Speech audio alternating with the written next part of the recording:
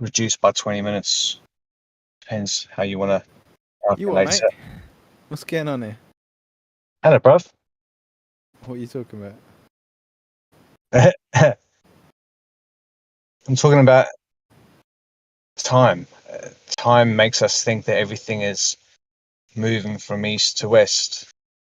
But if you change the value of a day, then naturally you can make people think in the value of one day, you could make people see the things actually receding in the sky.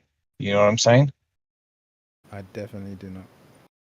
So if you wanted to trick me into seeing the sun moving east day by day, how would you do that? Why would I need to do that?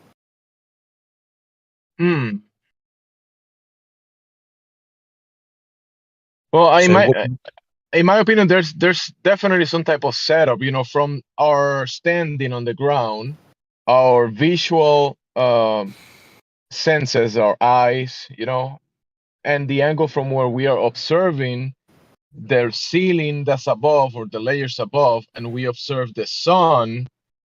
I mean, there's a lot of things put together for us to see the observations that we see. So you would I'm have pretty to sure short. that those.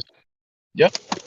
If you use sidereal time, or I would call it celestial time, you would have no precession, or depends on how you want to look at it. But you would have no forward movement of that 1 degree a day, and therefore would be at a standstill, repeating the same thing day in and day out. It wouldn't move. So if you then take another 4 minutes off a day, then you're going to see a reverse.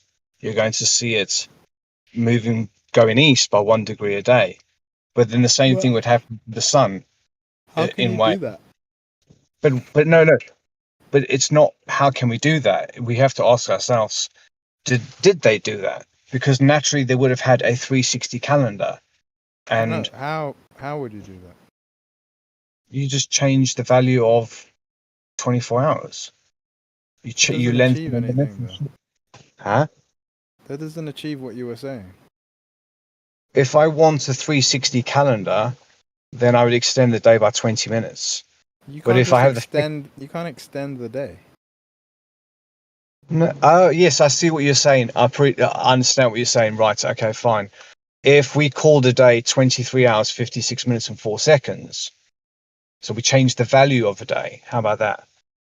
Yeah, but that's just arbitrary. It doesn't mean anything. It means that it doesn't change the fundamentals of reality and what's going to be observed. It's yes, just the perspective from which you observe it. But that's you think that if that Orion's belt middle star, whatever, hits the horizon at the same time, then you would call that a day, would you not? It doesn't matter what I call it. It does what it does. That's not going to change. Just But because then, someone puts a number on it doesn't mean anything. Yeah, it's true. It's true. We can call it anything, can't we? But what its value is what we're debating. What we're debating? Discussing, conversing, inversion. Yeah. I'm thinking about it. Anyway, there's not 360 days in a year. There's 364. Did you say 364? Yeah. Yeah, I agree with you. The analemma is measured in 364 days. 3 times 364 is when the moon returns to exact same coordinate after 1092 days, and the sun repeats its cycle every 8 times 364 days. So the value of 364, it's almost like we're out by that over 360 to give us our true value of time or something like that.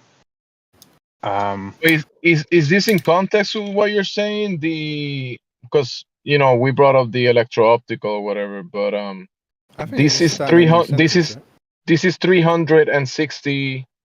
I'm sorry, I posted in the wrong one. Let me go here. I mean, for you to have a 364 day year, you would need to extend the day by off the top of my head, 4 minutes. Should you not? No. So Realm, this is the scans, the with the electro optical equipment or the CMOR equipment and whatever they put together, the imagery that they got. This is 365 days, day 5 by Yeah. 5 by 5 by 5. Yeah. I've seen this before. I remember like some guy on a concave channel. He was displaying this first about probably 2 years ago. The question I asked was like, orientation to seeing this. It looked to me like a spinning sort of diode, the type of thing that you the circus when they got the string, and it's called a Diablo. It's called a Diablo. It's kind of like two spinning egg cups. Egg cup, a timer, that type of shape there, an egg timer. I'm not laughing at you. I'm laughing at Slick with putting arguments that he's probably has in his mind or something. That's why he's confused. I mean, see, the thing is, if you measured this, you say over 365. It's definitely something that's the sensing is they're doing this, and almost So- looks like a clown's hat in a way, doesn't it? The 365 point whatever, that is an average over the course of a repeating pattern. Yeah, Now- it's When possible. when they do that, the whole aim of doing that is to do their occultic stuff and to obscure the truth, right? Of what Yeah. Yeah, exactly. of what the true calendar system is supposed to be. But for anyone to even begin to get their head around that, they have to humble themselves and accept that the creator's word is final. Yeah, we See, don't with have the calendar we don't the have the calendar angles. system. Yeah. But the calendar system isn't an observation. It's a calendation according to the instructions given by the creator. And that's where most people have the issue. Most people do a calendar by observation when that's not what you're supposed to do, because the whole system, if anyone has observed the system for enough time, is clearly designed to be out of phase in certain ways, to get you to go like, oh, I can't just follow the moon, I can't just follow the sun, I have to actually follow the creator. Yeah, there's 360. Yeah. But it also changes the illusion of whether you think things are going westwards or whether they're going eastwards. And if you don't know, and if things are going away from us and towards us, then they're naturally doing a star-shaped pattern around us in a way. They go out and they come in. They go out and they come in. So in things like that, you get retrogrades and you get progrades because it's still traveling the same speed, but it's moving away from you. So you aren't accounting for that because you don't know their distance or whatever. You don't know what you got no parameters. We're not meant to But the know whole the distance. That's not the purpose of their no, exactly. Hey. Ratios, whatever. Hey Realm, look at this observation from, I think this is probably high altitude balloon or whatever, ISS or whatever they got, equipment they probably can send really high up. And there is this imagery, right, or view from the moon, and looks how interesting it looks in the imagery. Where's I mean, that? Oh, okay, fine. I see it. Cheers, mate. So this is from. this is from supposedly the ISS looking at the moon. So when I say the ISS, in my opinion, it's very possible that I think that they have very high altitude equipment doing some type of recording with cameras, and they probably do. like giants just holding their cameras up in the air. No, like I don't know, a high altitude balloon or some type of yeah. But look, you see how what the moon is doing. I mean, the angle of view, it's we don't see this from the ground, do we? We don't see the moon doing. We see the color. We see like the blood moon doing this, but we don't see the moon compressing in this sense. Is this tonight by any chance? No, this is probably a pretty old video. Okay, because I mean, our moon is in a similar sort of phase at the moment to that. But yeah, You see the yeah, sequence of photographs that I posted? It looked like a full moon, and it went from a full moon into this reddish burrito looking bean burrito Trust you to thing. think of food like that, man. setting. It's almost like it's setting, isn't it? I'd imagine the density. I'd imagine the density of the and the temperatures. I'd imagine the density and the temperatures that's so high there could almost black out. I mean, if there's no light, then there's never light, but it could black it out. Um, I mean, the shine down underneath there is kind of. I mean, if you look as you get to the full moon, the brighter moon at the top, you can see the glow underneath is less. So as it depletes, the glow underneath gets greater. Does it make sense? There's a ratio between how much is exposed of the moon and how much luminosity is underneath it. Does that make sense? Yeah, yeah, I get it. So it's almost like the moon's going back into its little light bulb holder and getting closer and then illuminating as it's doing this. But there's no evidence of any cartwheeling here, which is one thing I would consider. The angle of the picture is slightly tilted to the left, whereas the top picture is actually quite level, if that makes sense. So I think some consideration. There's a lot of lens distortion for sure. Yes, but it's not just one thing changing in each. It's spot the difference. You know the old game, spot the difference. Then you start to see I've got 2, 3, 4, 5, and then you see what you think you're seeing. But still, the angle to the picture, whereas this the high full altitude stuff, a lot of these luminary observations are gonna be weird because the whole point of them is to be for signs and seasons and times and all of that for those people who dwell on Earth. So if you start going up above where you don't really belong, you not have no purpose, just hanging out in the sky, right? Then you're looking at them in the wrong way because they have a focal plane or a focal point, and that's for the plane of the Earth, right? At ground level, so to speak. Because you have at the very least, you have one firmament that's going to make the light like refract and go at certain angles, right? But if you're to read the scriptures and understand a little deeper, there's 7 firmaments, so you have a lot more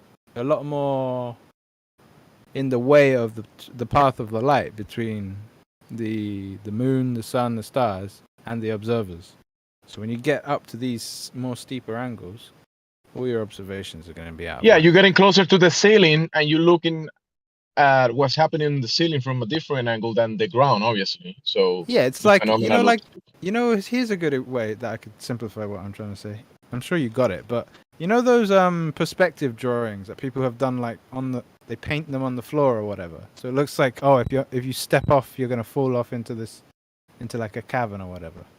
You've ever seen that? Like, it's an artist style. It's cool stuff. It's pretty fun. But if you look at the picture from the wrong angle, everything's distorted. I'm sorry, Elijah, but these guys are talking to me. I'm gonna have to reply them, and I learned from you this one, so I'm just gonna use it. I'm gonna steal it from you.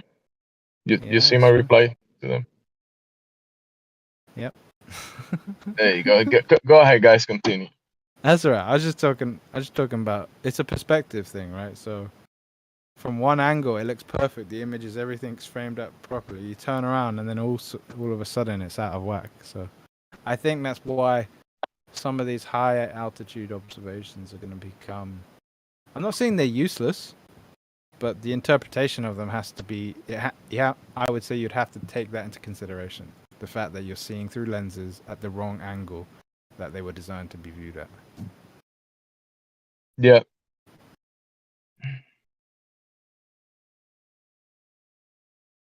It's a possibility. Could be a few things put together there. According to the scriptures, the stars are in the the fifth or the sixth firmament, and the sun and the moon are in the third or fourth. So they're going through a bunch of layers of refractive indexes, basically.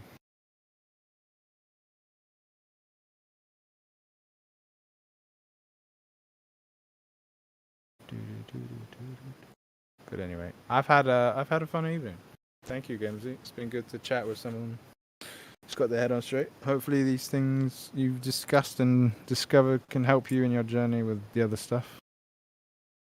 Thank you, man. Don't forget Just in relation to what you were saying here, this just posting this extra. I'm not making any claims about it, but you see this other one that I posted. Interesting. Just yeah, I've extra. wondered about that actually. Yeah, like it would be obvious that the first firmament layer is domed, but it doesn't necessitate that all the other firmament layers are domed. They could be perfectly flat or other dimensions. Yeah, it's But yeah, basically talking about the phenomena that you could be observing a circle of light and it's coming from a source of light, but you're looking at a. yeah. I'm just saying, this phenomena you can kind of simulate it here and make examples of it. But yeah, it's something that I'd have to think about. But yeah, I like that. But anyway, because I'm gonna dip. have a good night, man. I'm just Blessings. saying my God bless. goodbyes. Yeah, don't forget to pray as well, because Yeah, seawater man. and all the other good stuff is cool. But ask and you shall receive. Thank you, man. Anyways, Thank you for the reminder. Peace Yeah. out. Have a Peace good one, out. and everyone else, do your thing. Bye bye. Bye.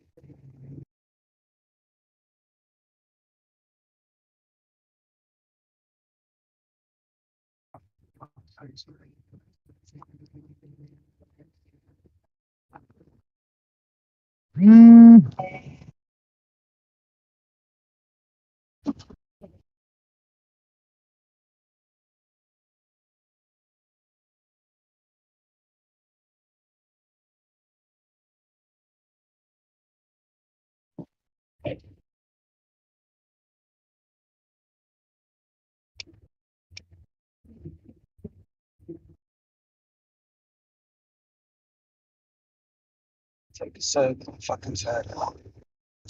Oh.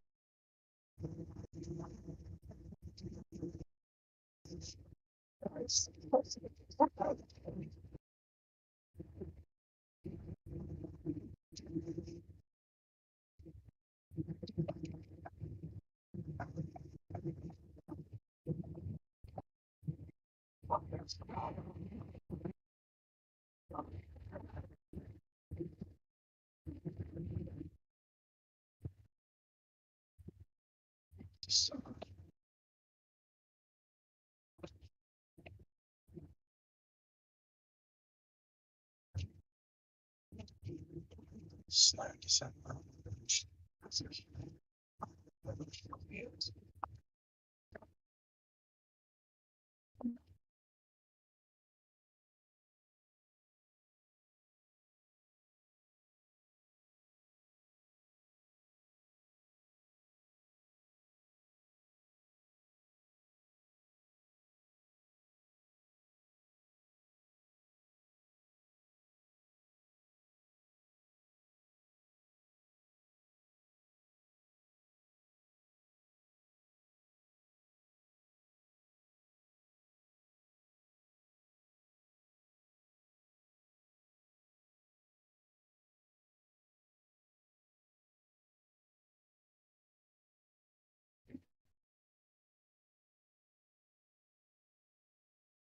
Thanks, mate.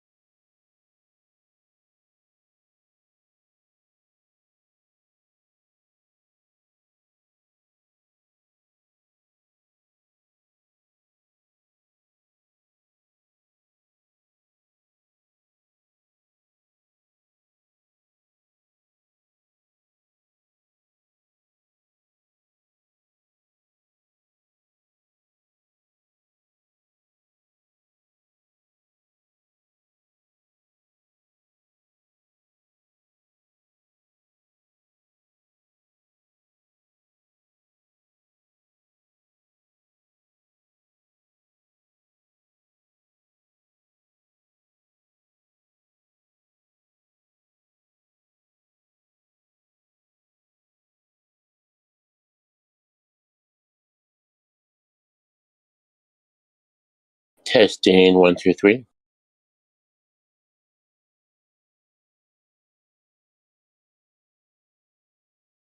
Seem like good numbers there. Is it still flat? Over? Over, Glober.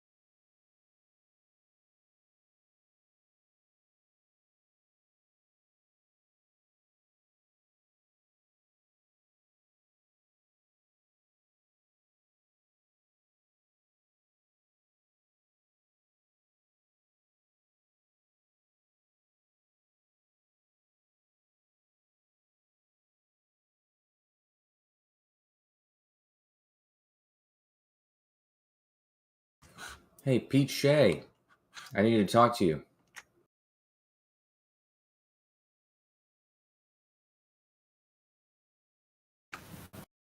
We've already worked it out. We've already worked it out. We already worked it out. Wow. Not bad. Is that a song about a math song? About a math problem? Hang on. What? Well, okay, 1 second. What are you talking about? No, nothing. Hey, Pete. I was wondering, man, if you want to record a theme song for a show I'm doing. Maybe. Okay. Then we have a deal. I think, well, I've said this. Jem is going to relax his singing rules over the Christmas, and I actually said this many times. With all the minds over there, we'll just get together in a room for an hour. If you want me to be the, what do you call it, instigator of the music, absolutely. But all of us in conjunction produce the best song ever. Absolutely. Within an hour, 1 hour. That's all it would do, with contributions from everyone. But what did you say something about a mathematical problem towards me, or was it someone else? No, nothing. It's just the song you were just singing. It sounded like it was a song about a math problem. It's a song I made recently about everything, and it's 5-word song, or 5 words pretty much. That's what it is. We've already worked it out. So imagine we were in a scenario where we already had the solution ingrained, encoded within us, and we're just making our way towards, yeah. That must have been Towards difficult that for you. beginning. So that's what it is. It's already worked it out. I already have I have a harmonica with it as well. But yeah, 5 words, and 3 chords, 4 chords actually.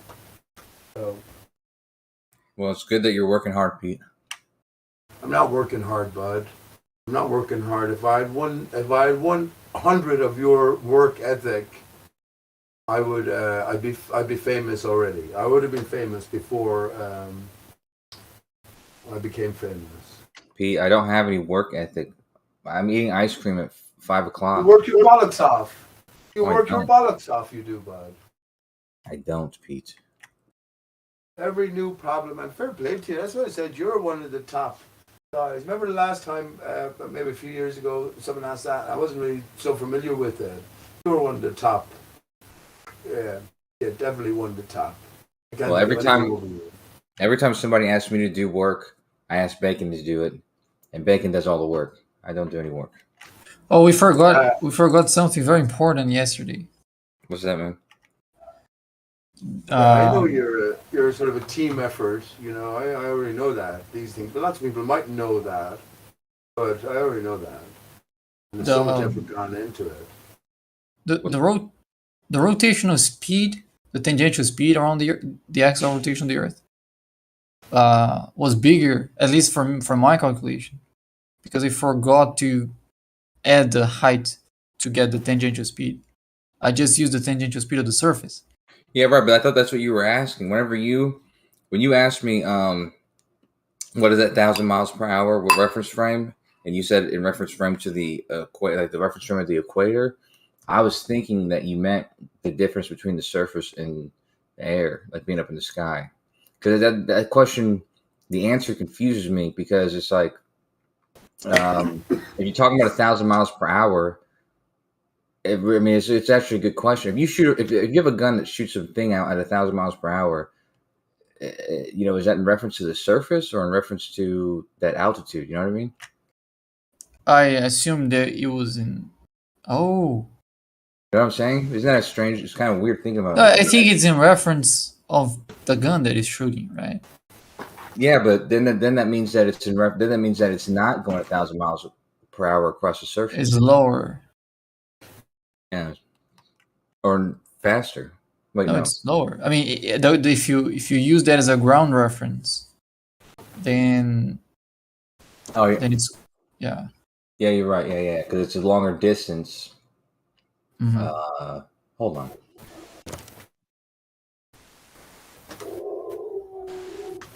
Much mental gymnastics are involved in wrapping your brain around your fucking explanation, isn't it true? And it's everything that's going away from the experience that we all have, which is the Earth's surface is stationary.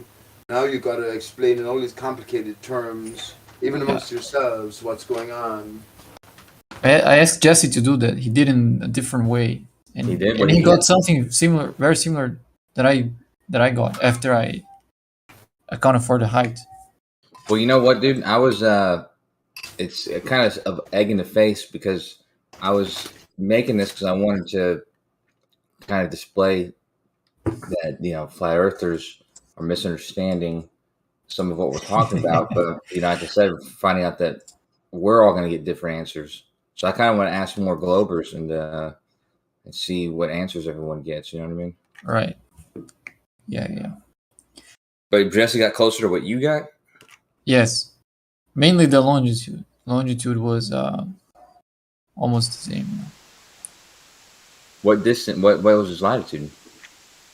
Let me just give me a sec. I'll let me just send you my new result because I changed it. I just came from Geos. It feels like I'm back in, or I just came from Gem Pandas. It feels like I'm back in Gem Pandas again. Hey, when was the last time Jem did a Sunday roast? He's doing one next week, apparently. Yeah. I miss it when he used to just have a closed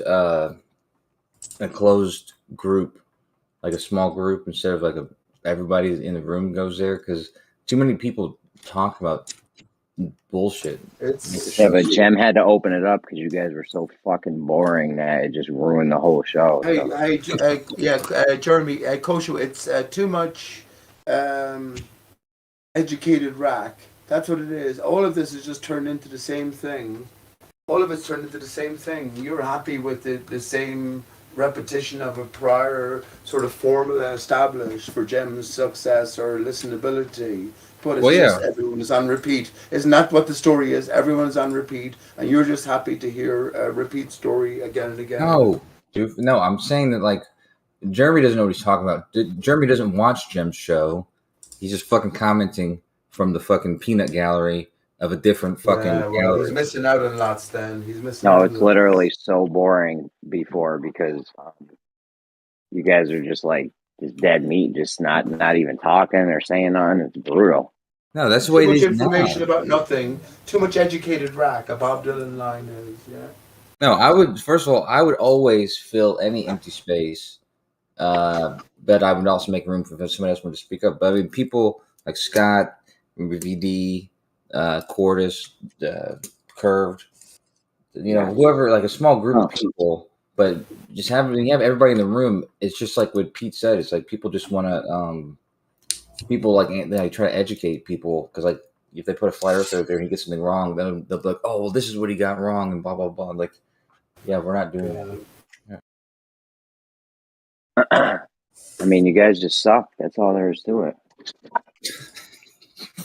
But Jeremy, you got to see beyond the sucking. You got to see beyond the sucking, Jeremy. Remember this on Gem Panda's last or one of the most recent. I don't pay attention either myself, but I know he did talk openly about, and he brought attention to the opposition against the corona. We can't talk about it openly here. We can't mention the C word, but he brought attention to it. So anyone listening in would see how ridiculous the whole official stance is and everything. So in a sense, he could be accelerating the awakening of every newcomer. You know what I mean? In that sense. You think Gems is accelerating the awakening? Yes, I do. I do, because when you come in here, after you heard, let's say, Flat Earth, and you go into Gem Pandas, you've been there for a few years, I've been there myself, what you realize quickly is that all these people are on the same side, and what it will only serve to do ultimately is increase your brain power, magnify your efforts to what?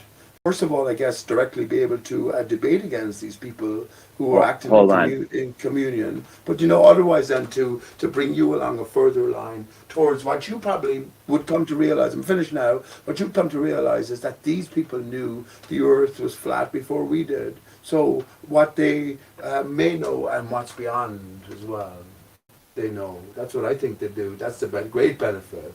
The priceless benefit of places like Gem Pandas, definitely.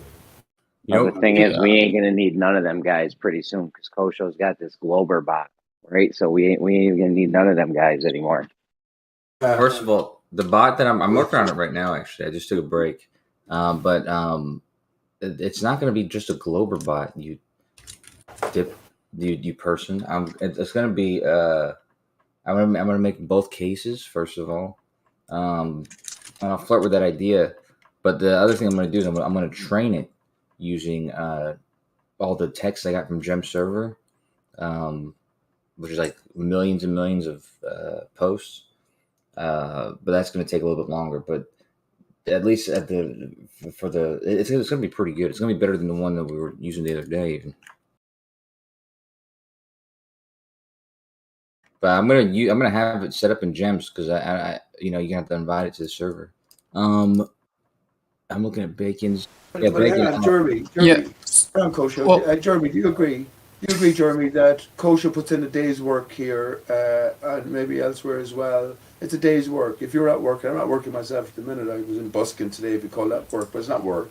But if you're making a living, 8 hours a day doing a certain task, Kosher definitely makes puts the same amount of hours in to make a living out of doing what he does, an effort, right? Would you agree, Jeremy, or not?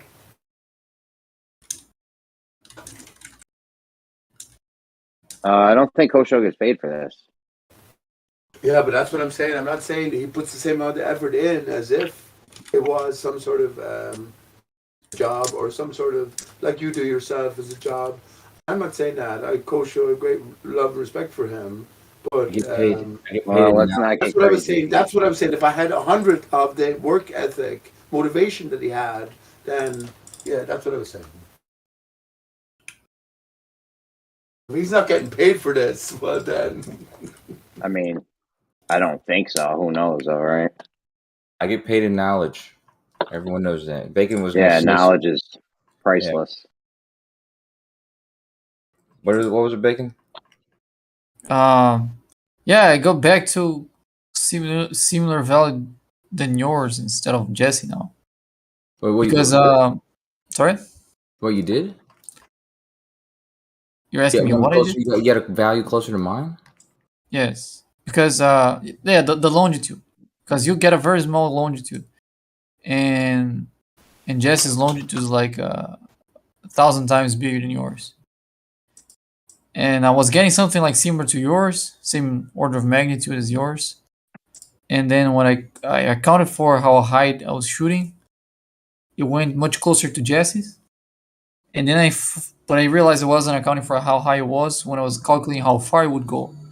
So when I did that, so I accounted for how high it was for how far it would go, it went back to the same smaller value of longitude that I was getting before, which is much closer to yours. Yeah, because like I said, 2 feet. First of all, you would imagine that your latitude is fucked up. Hey, your latitude's fucked up, dude. No, mine. Bacon. Let me tell you something, dude. This is legit. This is legit, dude. If you drop something from that altitude and it doesn't, and you're just dropping it, if we do the calculation for dropping something from that altitude, just do it real quick, because you'll see that it's about that 86 seconds, right? So just try that real quick. Wait. Yeah. Well, one second. Let me think. If I'm orbiting the Earth and I drop something, am I going to see it?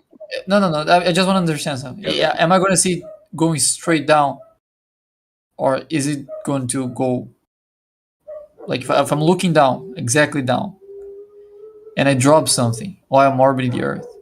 No, if I'm orbiting the Earth, the thing is not going to fall. Okay, so I'm not orbiting the Earth. I'm just moving tangentially across the Earth. Yeah, I'm in a balloon. It's in a constant speed compared to the ground. And I drop something. Where am I going to see? Is it going to still be exactly below me, or is it going to deviate? You're at constant speed, so you have some velocity compared to the ground? Yes. Yeah, it's going to deviate because it's got a velocity as well. it's going to even deviate from that path because you're going to have now the Coriolis effect on top of that.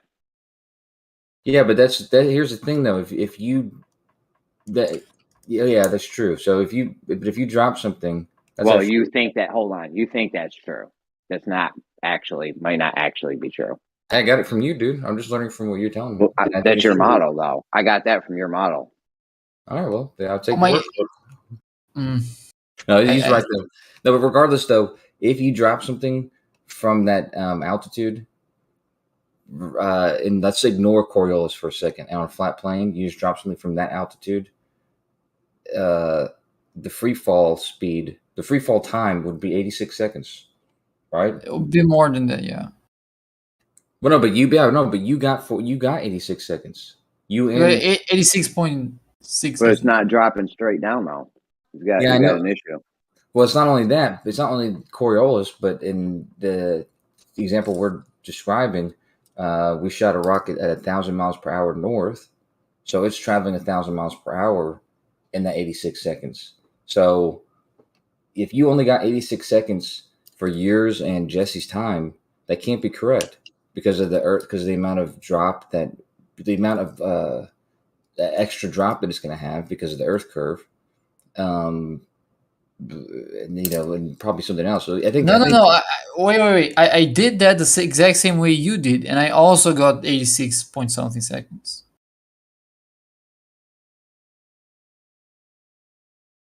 Hold on.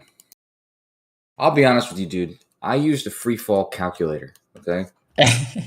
Okay. So when I use the free fall calculator, I get 86 seconds. Let me just use it again. And you use? I'm really confused. Use 9.81 meters per second squared, right? 81? Yeah, use 8.1. No, you said just 9.8. That's probably where we're getting something different. Oh, okay. Let me see what I get now.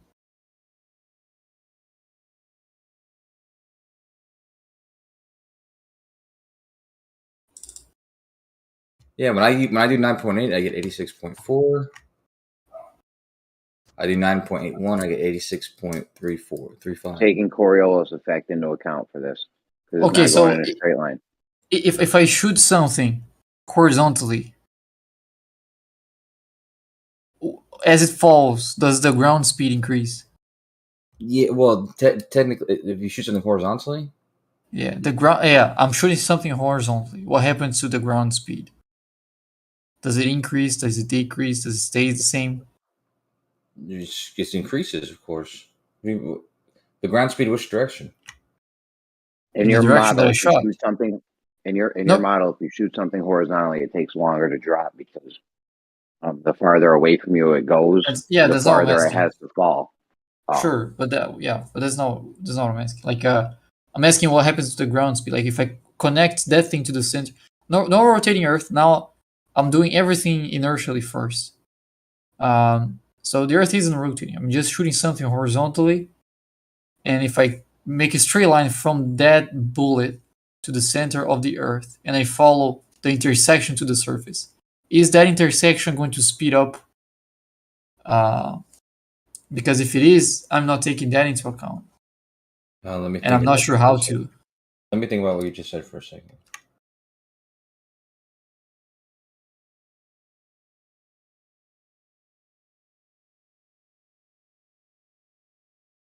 That intersection, actually, I think I know how to. Intersection is going to stay the same. It's going to be It's going to be the constant 1,000 miles per hour. Now, if that was true, then when I drop something from a balloon, I would just see going straight down. But Jeremy had a point though about the no rotating Earth. No rotating Earth. Okay, not rotating Earth. Yeah, exactly. Not only that, it's a way bigger problem if you start it rotating because now you've got the bullet entering an area of it's changing its tangential velocity because the Earth is rotating faster the higher you go. So that's not a problem. Like if you do everything inertially first, we can do everything inertially first, and then check how much Earth rotated during that time. And I think that's the easier way. That's what I'm doing at least. You're doing it. Yeah. You can't always take the easy way out. I mean, Yeah, I mean, no forces like centrifugal force, Coriolis force, they only exist if you're dealing with the rotating frame of reference. So I'm doing things from the inertial frame of reference. So I don't have to account for that. That's going to just arise as soon as I get the results from the non-inertial one. Then they're going to show up. Well, you drop something. You're saying if you drop something from that altitude, non-spinning Earth, yeah, it's just going to go straight down. Are you sure? Yeah, a non-rotating Earth, and you just drop it. Yeah, why not? What happens to its tangential velocity? Because as it falls, it's in a smaller and smaller radius. Yeah, but you're first of all, you said drop something. You're not talking about shooting something, right? No. Yeah, drop I'm something. I'm moving at a constant speed, and then I drop it. Okay, so you're moving at constant speed. Okay, so you're moving at 1,000 miles per hour. Yeah. Whatever speed. So what? I'm moving in whatever speed. Okay, you're moving at whatever speed, 1,000 miles. What's called 1,000 miles per hour. And 1,000 miles per hour is not ground speed. Is what you're saying, right? It's whatever is relevant at your altitude, right? No, ground speed. That is ground whatever. Well, that makes a difference because if you're already using ground speed and you drop something, 1,000 miles per hour ground, because 1,000 miles per hour ground speed at your altitude, you're going to be actually moving across more space, right? No. Oh wait. The ground speed is 1,000 miles an hour. You're saying? Yeah. Yes. Then my tangential speed is higher than that. But my ground speed is going to be a little slower. So if I drop something, it's going to carry my tangential speed with it. Oh yeah, right. Yeah, you're right. Yeah, but also that speed is tilting due to the downward acceleration in a changing direction. So I'm not sure if I can just assume that tangential speed is going to hold for the entirety of the fall, because I'm also making a curved path. So that tangential speed is no longer perpendicular to the surface when it gets to the ground. It's going to be less and less perpendicular to the surface. Get out of there, Mokus. I mean, this shit is just getting too complicated. I mean, I almost regret bringing this up now because I realize I'm more confused than the people I was trying to showcase their confusion. Well, you're more confused than them because they're not trying to do it. That's true. I bet if they try to do it, they're going to as confused as we are. Well, because it's so much more complicated than anticipated. But Walter Bislin has a Coriolis simulator model thing. I know you don't like to look at other people's work. You like to solve it for yourself. Wait. I think we have to use the two-body problem here. Hang on, no, please. Seriously, Not over Gem Panda's here. Why are you taking over here the whole thing? We already know you're all a bunch of actors. So can we get to some real questions, because we're all here right in the now. Bacon, can I ask you specifically, have you considered an alternative model to contrast your own model and your own difficult deliverings into for yourself, just to test them? Are you not a truther? Are we not all truthers here? No. Yeah, let's talk about that model another time. Let's just try to figure out this one. No, figure out this you're one just first. wasting time here of the Flat Earth listeners on Geos. You're taking over the forum here. At your own time, go on private message or something. I want you to answer the question: have you considered a stationary Earth surface as a beginning foundational scientific reference? Actually, yes. My it doesn't work. The first one second. My first physics exam, when I had to calculate ballistics, I assumed the flat Earth. So yeah, but we want to assume the globe now. Not. I think that was many years ago. Now you're so busy. Just give me a second, Pete. Justifying Pete, hold on, Pete. He wasn't done, Pete. Yeah, Pete. The only reason why we're doing that on a globe is not because we're trying to convince people that the globe is real. Is that because we believe that that's the correct model. It's only so we can be sure we understand the model the same way. Even if it's wrong, even if it's not the real one, we should at least be able to get some consistency. We should at least be able to get the same results. That's what we're doing.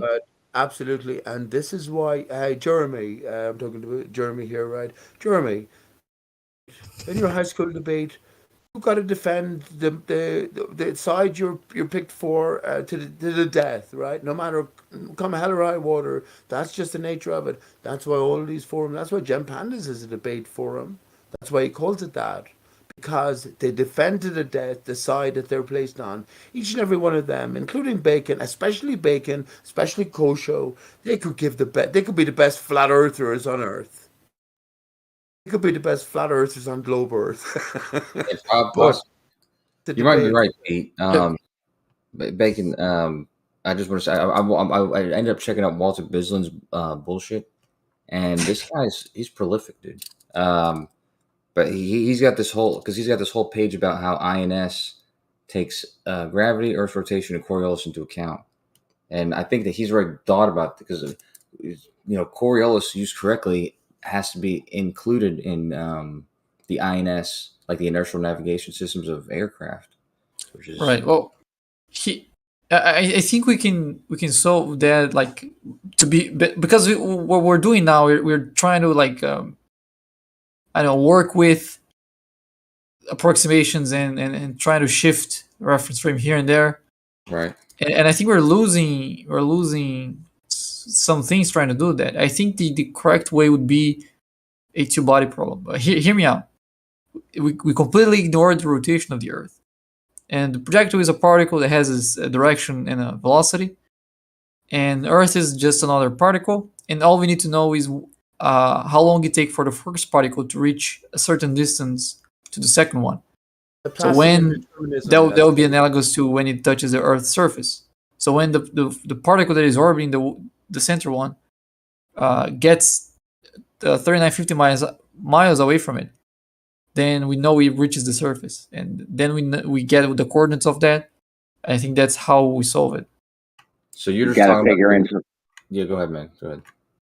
My bad. I was going to say you got to figure in Coriolis at the end of all this, because I mean, keep in mind it's not going to be taking a straight path down in your mind. Sure. Yeah. We just, as soon as we get the coordinates after that time went on, we just subtract the longitude that Earth rotated. Yeah, but it would be changing the whole time though.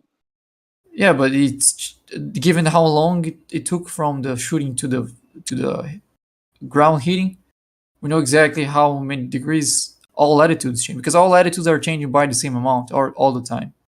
So that's the easy part. That's decided by the sky, isn't the it? hard part is if you decide something is a latitudinal position, you're looking at the sky fundamentally, Bacon. Is that true? Is that how you decided? The hard part is to try to use the non-inertial. Like whenever we try to use the surface, we make things harder because now we're dealing with a non-inertial frame of reference. Let me see if I understand you correctly then. What you're saying is the best way to solve this is to treat the object like it's like these are 2 point sources, and one of the point sources is the center of the Earth, and the other one is at the altitude plus the radius that that object is, and then treat it as it's orbiting the center at the velocity, at the orbital speed of its what's its orbital speed actually? It's the net speed. It's the square. You add the square root of the rotational speed at that height and the shooting speed, and you add the squares of those, and you take the square root. That's the net speed. That's the initial. That's the initial velocity of that point. Then you run into a practical Heisenberg's principle paradox or stumbling block in a sense, because if you're applying all of this to reality and you're gauging reality by building this model, you have to make some certain measurements, and the more you hone in on one of these qualities, the less you will be able to hone in on the other, which is position and velocity. Where does that leave you in your thinking then? And that's why you made it to azimuth. That's why you worked with its azimuth before. Go ahead, Jeremy. Exactly. I'll say just to be clear, the best way to do this is to treat the Earth as if it's stationary and not moving. Is that what you guys said you're doing? Yeah, because he's do that though and develop on all the variables. He's basically did that when he was 7, Jeremy, and he or a high school exercise or something. But why are you responding to his question? It wasn't. You couldn't possibly have a response for what he asked, man. I'm talking about high school. 7th graders aren't in high school. Response. Bacon already said that he did incorporate a stationary flat Earth into some sort of. No, but that's not what he's asking, man. There's no way years ago, but he hasn't considered it since then. That's not true. I still sometimes use flat Earth math, like with local things. I don't assume the Earth to be a sphere because it just makes things unnecessarily more complicated. Do you ever use stationary Earth? Do you ever use stationary Earth math in a similar way? Sure. Yeah, mostly. Yeah, he just said he's doing a stationary flat Earth. That's the best way to calculate. Oh, my bad. Did I interrupt you, Pete? He said flat Earth versus sphere, Jeremy, not stationary versus moving. That too. So in high school, I also didn't account for Earth rotation. Okay, So what Bacon's doing is analogous to like standard refraction. Like when standard refraction combines the two curves in order to get, so they just end up making the radius bigger, so you can use straight line light, because it makes it easier when you're only worried about one curve. And in this case, instead of worrying about all these different reference frames, he's combining together the different velocities. There's no rotation in this case. There's just one moving object over the surface with a trajectory as if it were orbiting the center of the Earth. At the combined velocities. But we can work out reality via rotational speed of the rotational velocity of the Earth and the velocity of the bullet. That's a great one. So we can work out reality via math, Kosho. And remember, math is just a language. So you were saying that we can work out reality via the English language. That's very interesting now. That's very interesting, isn't it, Jeremy? That's very interesting that they're claiming to be able to work out and declare what reality is via a language. Isn't that so interesting? How else would we work out what reality is without language? You would have no way to think about it or communicate it or even know what it is without. Yeah, but that's the tool. The language is the tool in describing reality, but they're declaring reality via a language which is already idealized. Remember, every geometric axiom begins with let A be a point of zero dimensionality. We can never experience it. We appreciate it, though, in our mind's eye. So this is the point. So he's telling us that from his philosophy, which language is just a way of referencing your thought process. From his philosophy, he can detail reality. This is unbelievable, isn't it? Because that's exactly what science says. To finish, that's exactly what science is not about. That's exactly. I think there's no solution. There's not going to be a closed solution for this question. What do you mean? Oh, it's hilarious. We live in a fucking wonky world reality. Can't you get a closed solution? I thought the 3-body problem was the one you couldn't get a closed solution for. You tell me you can't do it with a 2-body problem? It depends on what you want. Like if you want to predict for example, the path of the orbit and the period with 2-body problems, that's closed. But not if you want to know the position after a certain amount of time. That has no closed solution, even for the 2-body problem. And that's exactly what we're trying to find. We're trying to find what position does that body reach after a certain amount of time.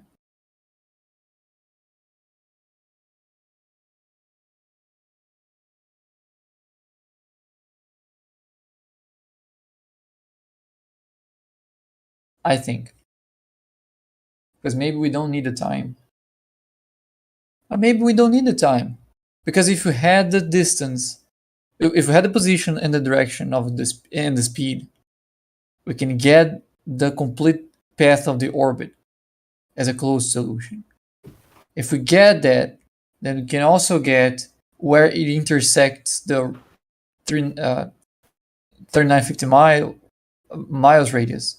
So we don't need actually the amount of time it takes. We actually can't find it with a closed solution. But we can find the position. We only need the intersection between the path of the orbit and the 3959 mile radius. Yeah. Does that make sense, Kosho? Yeah, it does. But I'm trying to see if I can solve it based on the parameters you gave before. Hold on. I really feel you're having a private conversation here. Try Can I doing say Mary. one thing? Can I say You want to one go to thing? live stream too, because Pete is going to keep. I have to go in a second. I'm going to keep interrupting the ball earthers here. Oh, I'll be having a there. discussion about their fantasy. Yeah, that's right. Mute me, I guess, Jeremy. Mute me.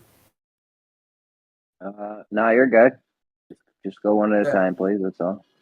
So all I was trying to say is if we consider now a flat earth, what we're ultimately trying to, I'm telling you this in reality, my best thoughts, if you hold me to it, to what's happening right now, we have a reflective surface above us, and we have a central emanating source. What we're trying to work out the relationship, especially within the heliocentric planetary models, the relationship between the wandering stars and our perspective on Earth here. So in a stationary Earth model, all of the mathematical gymnastics they're going through is ultimately trying to figure out reflective patterns.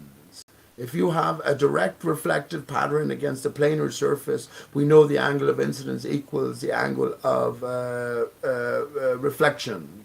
Now, if we have a contoured pattern and we have multiple sort of interreflections, can we calculate, or can we, to the best of our ability, work out, to the best of our mathematical ability, work out what the relationships will be in such a complex system?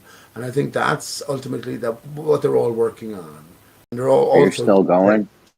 I'm done now. Yeah, I'm done. You lost me. You lost me, bro. You know what it is? You'd be going on for too long, and you just be losing people, bro. I had something to respond to the first thing you said, but now I can't remember what it was. For me, simply in a flat earth setting, which Bacon or Kosho fails to go to, I'm saying that if there's a barrier above, it's a mirror. The mirror, depending on its contour, will give a certain reflective pattern, which we perceive in terms of the planetary wandering stars of the heliocentric model. The rest of the backdrop is fixed and set. Do you understand? So they're just trying to work out reflective patterns in relation to this contoured mirror. Is that clear enough? Is that what they're doing, or are they trying to figure out how fast something drops? That's exactly what they're doing. No, they're trying to figure out how fast something drops. No, they're not. No, that's what they were doing. They were figuring out how long it takes for something to drop. Well, I'll tell you the full Nothing question. To do with anything what you just said about reflection. I'll tell you the full question, because I was going to make this for flat earthers, and then we decided we're not going to make flat earthers. But I was originally going to say I was going to do this program where there was a challenge based on the question: if you were 120,000 feet high and you shot a rocket that shot at 1,000 miles per hour, and it wasn't affected by wind resistance or drag or terminal velocity or anything like that, so the air didn't matter to it, and you shot it at the equator at the prime meridian 00, and it always fell at 9.81 meters per second squared. The Earth was 3959 radius, perfectly smooth and round. What else? Right, and then so if you and it rotated once. Why are you asking us when you guys can't even solve it? That's what I'm saying, is that we were going to make it, and then we realized that it's a more complicated than we first thought. But anyways, then where exactly is it going to land when it hits the surface? You haven't even gotten to the Coriolis aspect of it yet. Yeah, but we're only talking about the Coriolis aspect of it. Based on Coriolis, where's it going to land? There's Coriolis, then you have the Earth curve. I mean, there's so many things. That's just a mathematical process, though, Kosho. Surely that's easy enough to do. Surely it's easy enough to do to come to a solution to that. Also, somebody individual vectors called me Kosho earlier, which I take high offense to. Individual vectors and you combine them. What's so difficult about that? Let me say something. I gotta go right now, so I want to hear what you're gonna say. No, I was gonna say somebody called me Kosho earlier. It's fucked up. It is messed up, man. People call me Jeremy all the time, but that's my name, so. But they think you're me, and that's a compliment. So I think you're twins. I think you're like Elvis twins. One is separated from the other at birth and reunited. To science, didn't Elvis twins? Elvis had a twin. Yeah, it's me, Kosho, Obama, and Will Smith. But you sound very much alike, and Kosho knows, and you know Jeremy as well. I suspected that you were one and the same, but maybe you're twins divided at birth, like the Elvis twins. No, he's like No, I am. I'm Kosho. We're just using two different mics. See, right now when we talked over each other, that one of them was pre-recorded. One of them was pre-recorded, and I just play the tape. No, but that's not reasonable now. But you do bounce off one another, so you have this sort of almost intimate connection. No, we can both sing the Happy Birthday song at the same time, and to trick you guys.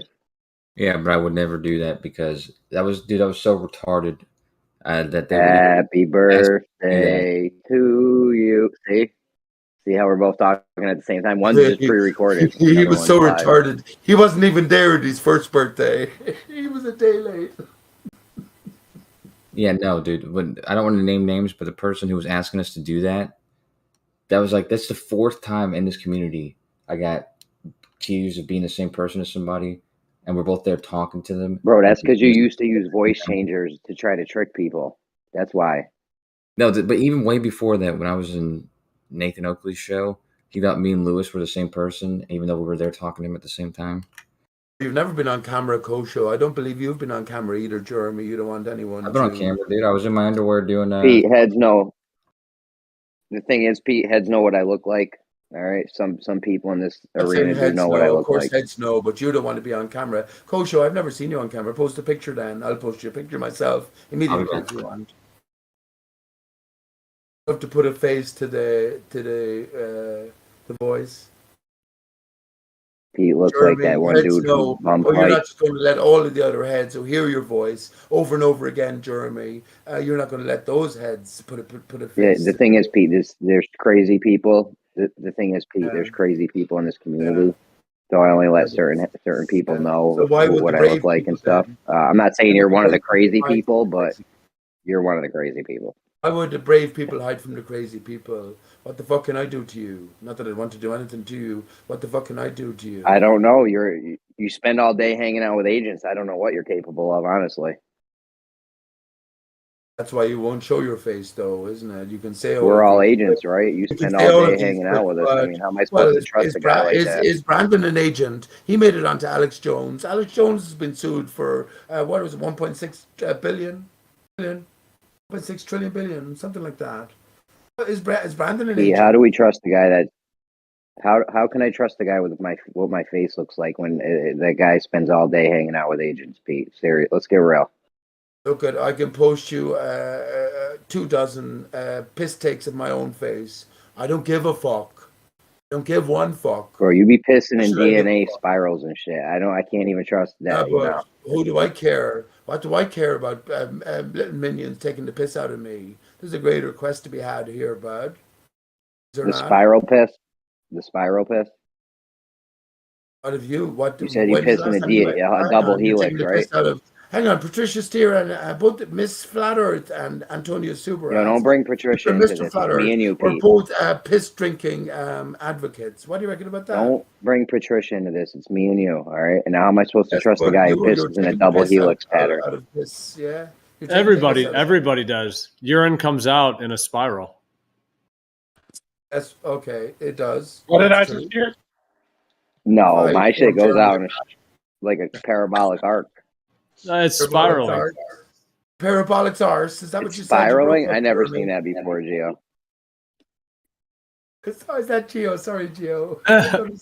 A parabolic arse. So well, I must have misheard. If you look at it closely, yeah, it is. It's spiraling out of there. Yes, like a double helix? Yeah. I don't know. I never seen that, bro. I mean, I'd be looking at my piss all the time. No, I look all the time. It just like comes out in this like line, and it curves down to the bowl. It's sprayed everywhere. You got to look closer. I mean, I don't know. Videotape it and slow it down. I never seen it. Yeah, you actually, Gio, he doesn't need any slow motion camera. Video. Hold your penis when you're having a piss. Let it go in a spurt. Let it go in a quicker. I'm gonna fuck around and drop my phone in the toilet bowl. Fucking around with you guys trying to do this.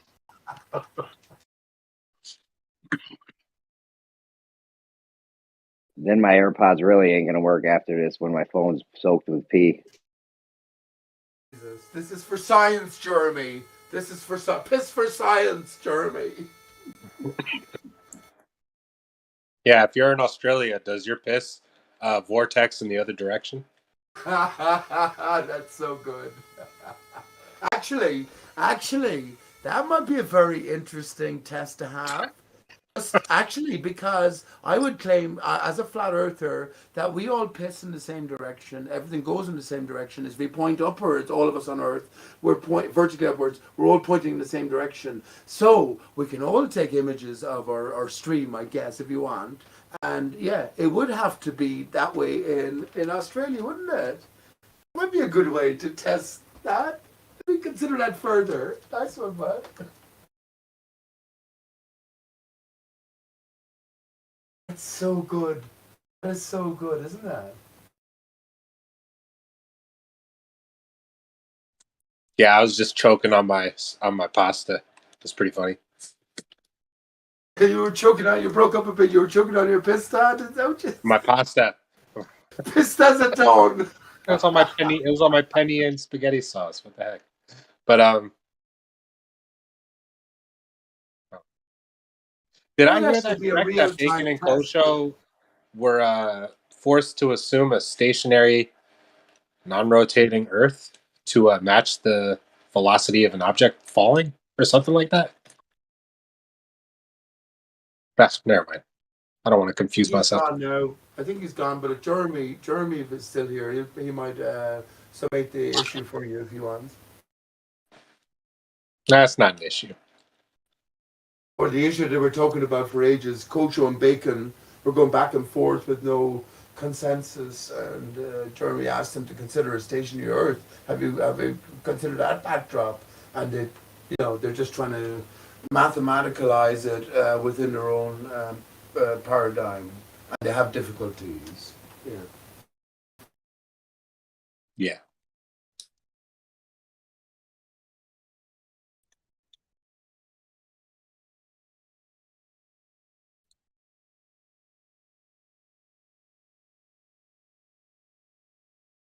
I actually think this. Let me say this because there's a little law. I actually think this.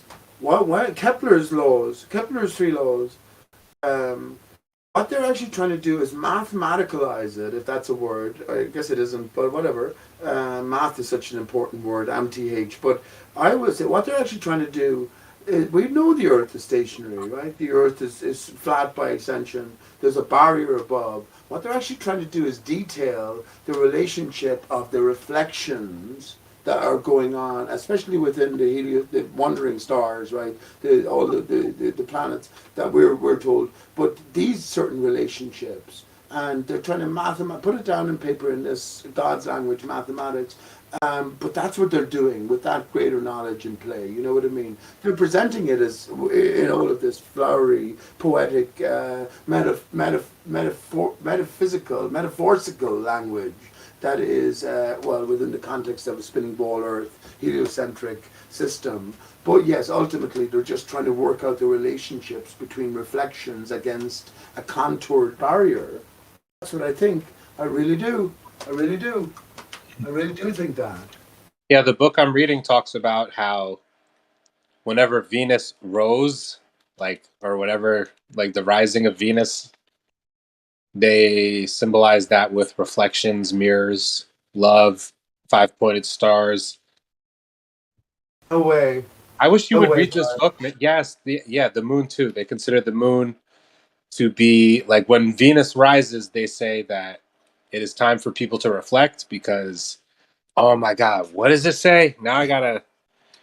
Now I'm after. Okay, 1 second. That same book, if it doesn't say that the moon is a reflection of the sun as we look out at our God-given reality. Well, the guy that wrote this book is a Glober, but he does talk about the origins, the original stories of the planets and how. I've said, so hang on. So here's where you won't hear this from anyone else, I'm guessing, but it's okay. I'm saying, in my thinking, I've already said that obviously, it's obvious, right, that the moon is a reflection of the sun, a direct reflection. But because it's not a perfectly circular barrier, there are secondary and tertiary reflections. The secondary reflection of the sun, I say, is Mars, and the secondary reflection of the moon, the primary reflection of the sun is the moon. right? So the secondary reflection of the sun is Mars, but the primary reflection of the moon, which is a primary reflection of the sun, is Venus. So I've been saying that and thinking that for a long time.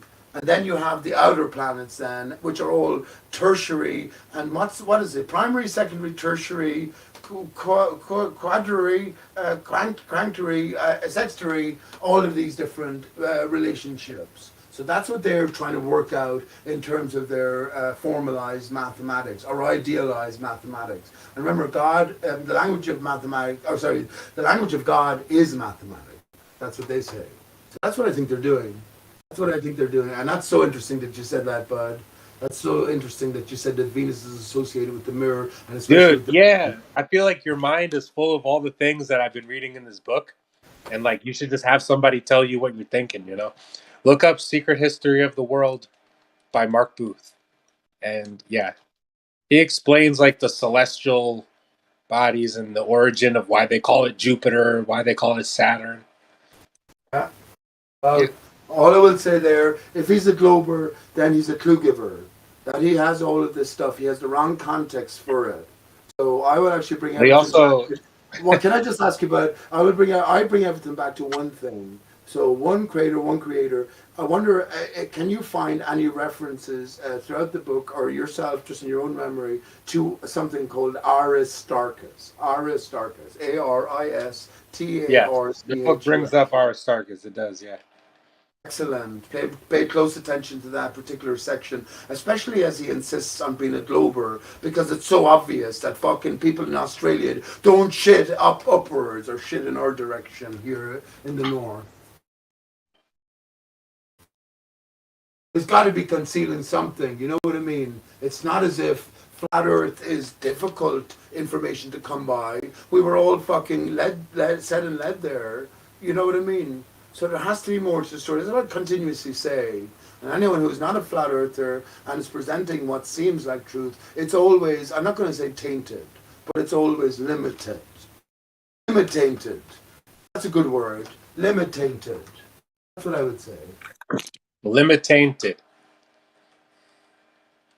It has to be tainted because it's coming from someone who is not revealing everything that he knows or he or she knows, and it has to be limited then because of a similar reason. Limited. That's very. There's a specific reason why they consider Venus to have like properties of reflection, and I can't remember why. And it's bothering me. I really need to go listen to this audiobook, but I want to come right back and tell you. Like, I don't want you to fucking disappear and think I'm not coming back. Okay, bud. Okay. Yeah, I gotta go find this passage for you. I'll be right back.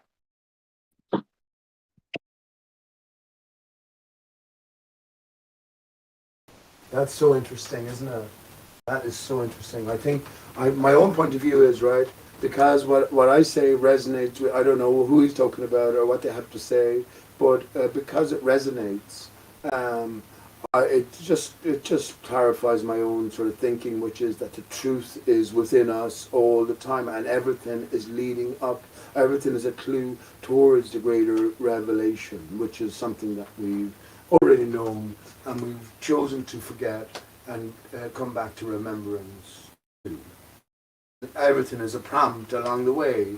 Everything is a prompt along the way. That's what I say to anyone. Of course, I don't need to tell any seasoned conspiracy. Anything obvious is obvious.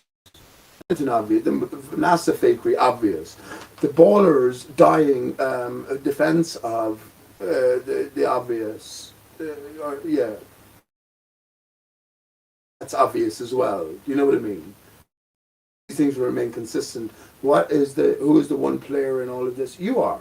You are yourself, your own mind, your own being, your own personality, your own persona.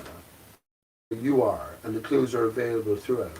I actually say more. I go back to say that, look, we fucking overcomplicated things. We got to go back to childlike state and look at the things that were delivered to us as we were new and innocent into this world, via nursery rhymes, children's stories, and look for the decoding then, how it applies now within the acquired language, understanding, I guess, Isn't that what it's about? We understand the words now in a different sense than we did when we heard it for the first time. But now we can connect our knowing now to our realizing. That's what I think. That's what I think. So it's not complicated. And I, don't put anyone up on any pedestal. But anything obvious is obvious for your own search. So there's always more to the story. So that's, yeah. Men are from Mars as well, by the way. Yeah, I may have Man is the sun. Last thing, Jeremy. Men are from Mars. Women are from Venus. Man is the sun. The woman is the feminine. The daughter. So I may have a prostate issue because they said if it doesn't come out in a spiral, you got issues. Maybe, bud. Now you guys got me worried. Maybe you're a transgender. Well, that's definitely not the case. I don't know. Okay, so we can rule that out. If it doesn't come out in a spiral, I would say, don't go to the doctor first of all. Do your research on the internet and try to come to terms with it yourself. But I guess it is ultimately, I think it's something to do with our inner bearing. So what's coming out? We're all twisted. You see, we're all twisted in ourselves. Well, there might be some variation, for some people. But it should come out. Yeah, it has to. Like what I'm saying is some might spiral more than others just because of the uniqueness of the shape of the urethra, but it should spiral. Yeah. This is what DNA is about, Geo, and this is where I say all of the clues are there just before us. Jeremy never noticed that his urine comes out in a double helix spiral. There's more to that as well because we. You know what else comes out in a spiral? Well, we got to consider the stream itself and the space around as well, right? He'll never stop. The baby making juice also comes out in a spiral. Right. Well. Okay. None of my shit's spiraling. Is this something you got to capture on like high speed cameras or something? Or no, you should be able to look at this next time you have a pee. Well, I would say if you're just looking at it from 3 feet away, it might not be as clear. You might have to look, get a close up look. Somewhat Get your girlfriend to record you from a side angle as you're peeing.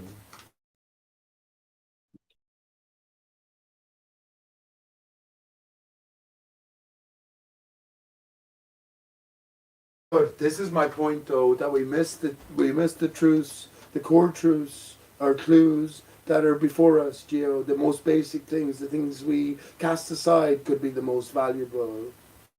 You know what I mean? The things we don't think about. That's why I turn my images upside down for us to consider. Now our brain is more alert because this is not what we're used to seeing. So we're going to spot all of the different anomalies or potential mask wearing prosthetic applications in the mask wearer. Do you know what I mean? But Jeremy, I would say definitely that if you can spot it immediately, maybe you have a different. Slightly different system in play to the vast majority, but I should imagine that the vast majority will see the same thing. Same thing with women. It's exactly the same thing. It's a spiral. This is a spiral of life. This is phi in a sense, as it is transmitted through us. That's what I think. But because we're greater than the material, Geo, I think we have the ability to think our way through it, separate ourselves ultimately from the divine. Become divine. Hey, guys. Yeah. Hey, Pete, am I interrupting? I really wanted to tell you. No, you're good, bud. You're good. Yeah, welcome back. Oh, so the reason why people reflected when Venus came back around was because there would be a recurrence of what they were doing the last time Venus was there. The cyclical nature of the cosmos and the bodies in the sky reminded people of where they were the last time they saw Venus rising. So they would associate it with reflection because everybody would end up literally reflecting when they knew Venus was, I guess in that position in the sky. That's definitely immediately problematic. But I actually didn't find the fucking passage. I'm just like blatantly remembering right now. It's not good. So what is the period? Forgive the term. I use it purposely. What is the period of Venus's return? How often does it return? Oh God, I don't know that stuff right now. You got to ask It was a someone. matter of years. We can't remember what we did fucking last week with any clarity. Oh, what did you do 4 years ago and 33 days? Oh, I don't know. I don't know. I cooked breakfast. I made love. You know, I had a shit. Yeah. What are you gonna do? Well, also around this time, this book is great, man. Like, you gotta check this book out. But around the same time period, people were very, I guess you could say, in tune with God's plan. Like, I guess they believed that their place in the universe, like, they didn't question it. Like, they felt like their place was just, and they enjoyed life on a different spectrum, I guess. Yes. So when the time came to reflect, it was kind of like very spiritual to these people, you know. This book is amazing. Here's exactly why limit tainted is a great word. So we're flat earthers now. Yeah. So none of these times existed in a sense. At least we can bear it in mind that there's a possibility. None of these stories are true. They are all sort of symbolic or referential in a way to our own experience. Because that's an official. Remember the guy who wrote this, Ball Earther, he's talking about ancient cultures. Now we're flat earthers is there anything more to the story, and I'm most interested in why. Did you say there was a special relationship between Venus and the moon in the same lore? In the same sense? Yes, that's so interesting now. That is so interesting. Because as I said, for me, Venus is a direct reflection of the moon, which is a direct reflection of the sun. So that it would be written in lore as a clue for us to reflect, or as the association is made to reflect. If that was written in the same words where the moon is incorporated, that would be. Dude, I'm in the same boat. Like, I honestly believe that if you go high enough altitude and you watch the moon set towards the horizon every night, that you won't actually see it, become a semicircle on the horizon. Rather, it'll fade out before the sun rises. Like, I truly believe this is the case, that the moon is only in the night sky when the sun is not present. No, and that's not theory. I don't. Okay. The only way to prove it is to go no. Okay. I think here's one thing I would say to you then, Electric, right? Is that the higher you go, the more the moon diminishes. You get to see the moon through the atmosphere as a sort of a screen, and we get to see an impression through it. But as you go higher and higher, and the atmosphere thins out, then the moon will diminish more and more. Because we're dealing with a point if you want to put it like that, a point reflection, like a planetarium against a greater barrier, mirror barrier at the top, or whatever. There you go. You know what I mean? Hey, we're on the same page, bro. Nice one. Excellent, man. I mean, you also have to assume that, the firmament is solid and reflective. That's another important part of this. I don't assume that. Actually, I assume it's an energy. What I take it to be is an energized barrier. It's so. Imagine. So just for the sake of relation, fill up your sink with water, and blow down at the center. Just maintain your blow at the center of the surface of the water. It's going to create a hollow, right? So so we can all picture that now. Imagine the pattern it expresses when you move the same blow just directly up and down on that axis. Or imagine if you did the same thing and just moved it up and down and in and out in a circular fashion. You would get a different expressive reaction from the water surface itself. That's the way I think of the barrier above us. It's an energized force which is coming from ground level, separating the waters beyond, or kept separating us from the waters beyond. I actually think there's two barriers, a double glazed system. But that's another huge implication, that there's more water above us. That's really crazy to think about, right? Because what if one day it just all comes down, like how they say in the Bible? Do you think that the earth was destroyed by fire the first time? Would you believe? The first time? I don't know. Madness Returns. If you look into, I'm not into video games. Someone recommended, I have my own channel, right? But years ago, look into Madness Returns as a video game and the whole storyline there. very significant. But I think the Earth was destroyed by fire when the barrier when the barrier was breached and the waters came in and it put out the fire, and now we have the Earth's oceans, saline waters. So it's saline waters beyond, and this energy that I say is holding back the waters is also distilling and separating the waters, if you want, and it's separating it into salt and water, pure water and salt particulate, which falls through. I actually think the clouds themselves then are this salt particulate which absorbs the water particulate within this energy system we're in. So it's all about ether energy, and as you go up, the clouds settle within a vibrational layer. As it gets more intense, as you go higher you go. I think this is what gravity is about. Gravity is a pushing force from above. The reason why there's no atmosphere as we get closer to the barrier is because the force is so strong. It's forcing everything away. And you have a vacated zone, which is not to say there's nothing there, but there's no atmosphere there. And that's what the ball earthers mean when they say vacuumous conditions, just no atmosphere. They haven't described what atmosphere is. So I think it's all sort of interconnected in that way. And I actually think that, look, everything got to do with the spinning ball Earth, everything, even to advanced thinking, is a clue towards the truer nature of her reality, which is already known.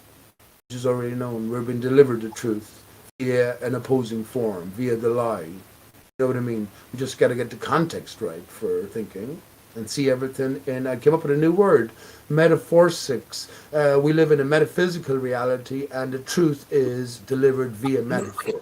So metaphysics rules. Yeah, when we say that there's like beings associated with the stars and the constellations, like, you got the astrological wheel, and Aquarius is over here, Taurus is over there, or whatever. We like to think that they're peddling to us, that we think that, it's just a misconception at the end of the day. The truth is, we associate stories to the stars. So when they come back around, we're reminded of what story we associated to the star. It's not like, oh, this angel fell, did something bad, God froze him in the sky, and now he's rotating above us at 15 degrees an hour now.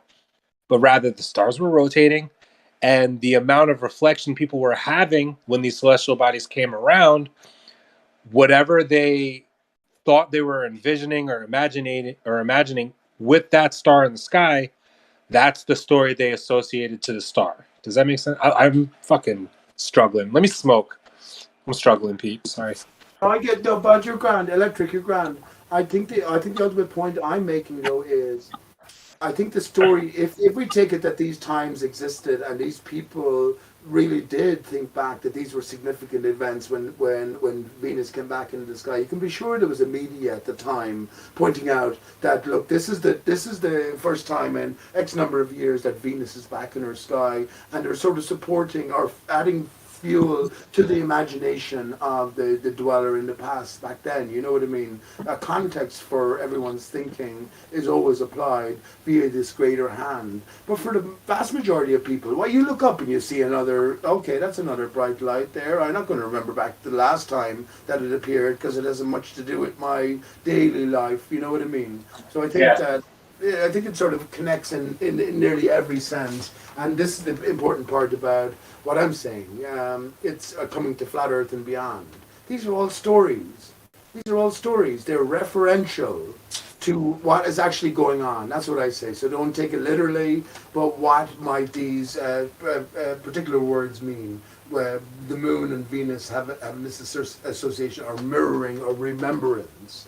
What might it mean to our present mindset? That's what I would say as a flat earther, and as every flat earther is a notice on all of us. Surely, as truthers more than flat earthers, the earth is not memory flat. And reflection gives events a chronological order, which, imagine what was coming to life when people were realizing that there's repercussions to the orders of their actions.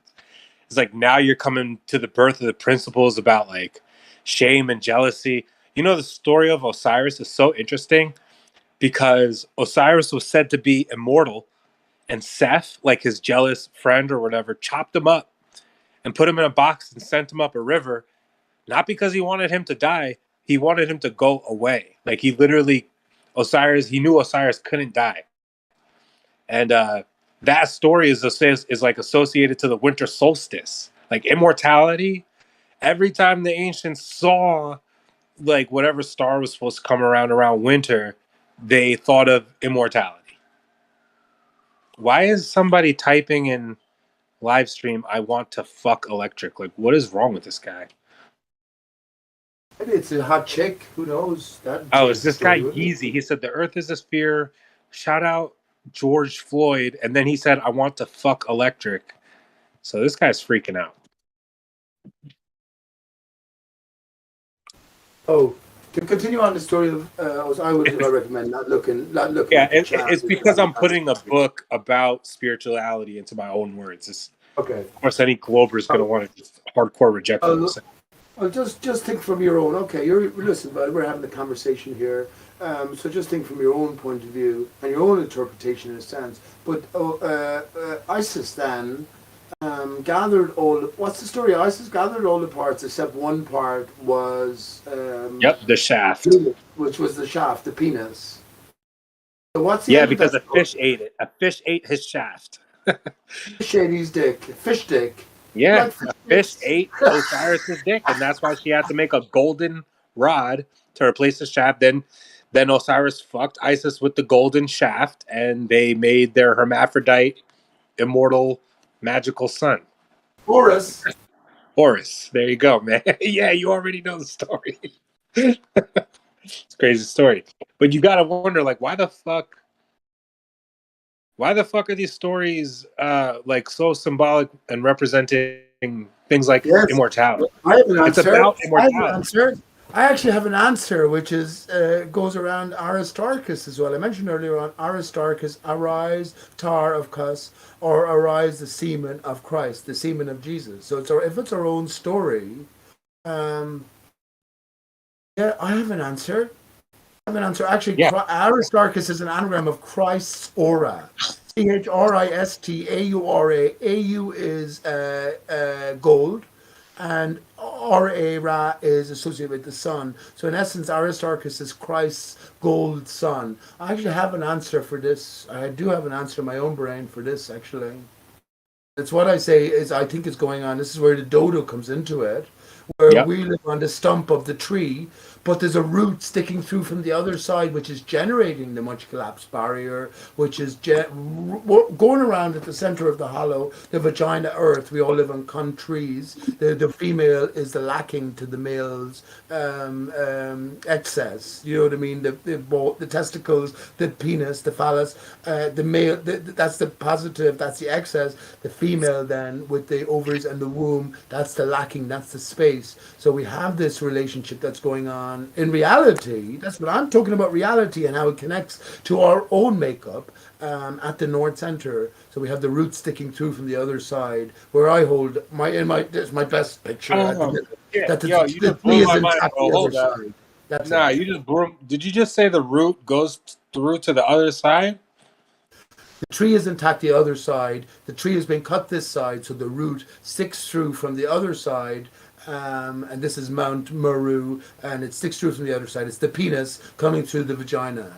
This is the golden, this is the golden rod. Isis reconnected and had Horus. Who is Horus? Well, we are Horus.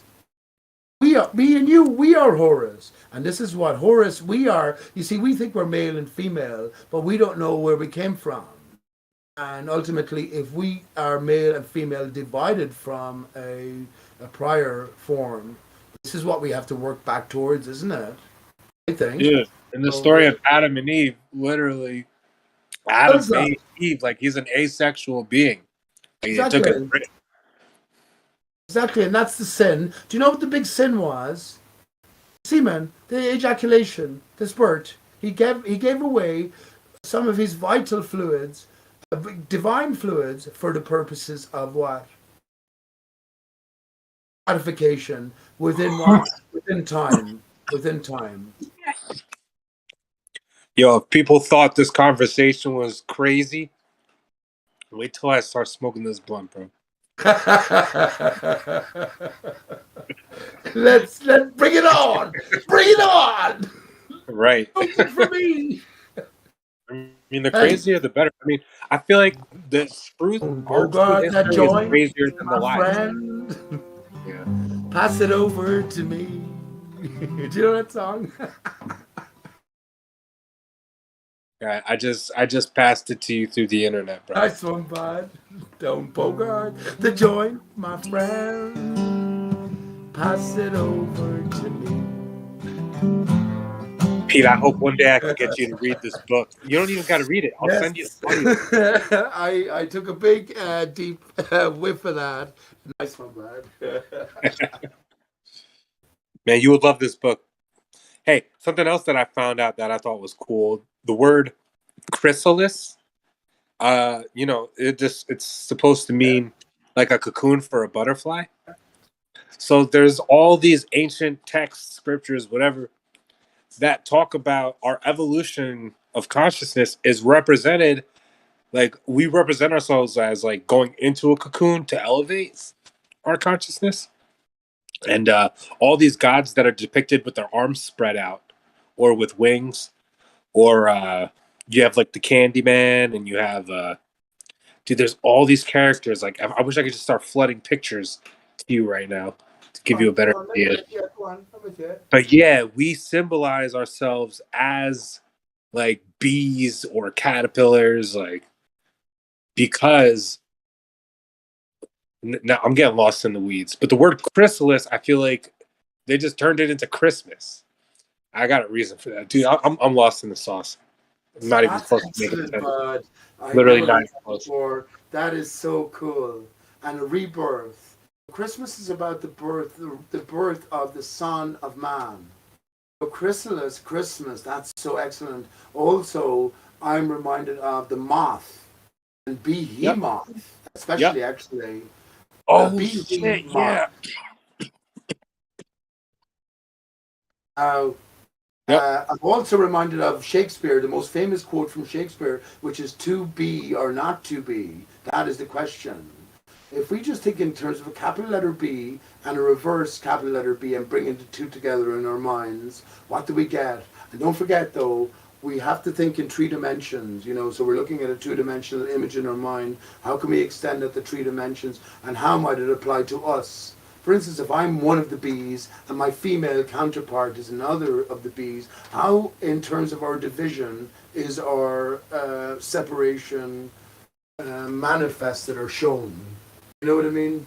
So very good. I like that, chrysalis. And also the giant crystalline tree of life, which is Aristarchus. The giant crystalline tree of life, the carbon form is the decayed form, the fallen Dude, form. I literally got to pull myself out of this fucking... Like, I literally just got lost in the sauce. I got to pull myself out of it. So, Helios is, I guess, the idea of centerism, which is just being Christ-like, to these ancient, like, Zoroastrian, like, cultures. Like, I don't know what the fuck these people call themselves. But just the idea that if you are centered, then you will become Christ-like. And Moses was in tune with the vegetable dimension when he had his staff, and that's why he was able to move the cosmos.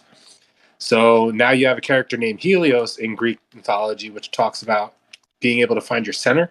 So I think Helios, Azazel, Moses, Jesus, all just representing the evolution to become Christ-like.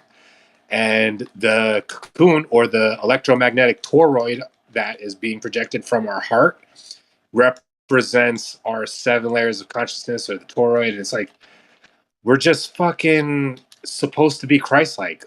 When they take that away from us, they say, no, it's a character that died 10,000 years ago, and he's going to come back, but he's not here yet, and you're not as cool as him. But truthfully, I think we're all Christ-like beings, and it's all about finding your center and being aware of yourself. Yeah. Yes. So here's the conundrum, in a sense. As we were always Christ-like beings, and we enter this foray, we enter this arena, in a sense, maybe everything was set out in order for us to forget, only to come back to remember. So everything is necessarily the way it was, because otherwise there'd be no point. Maybe we choose not to remember that we are this divine. Right. Dude, that's what this book says. Maybe nothing is wrong, maybe nothing is wrong and everything is right.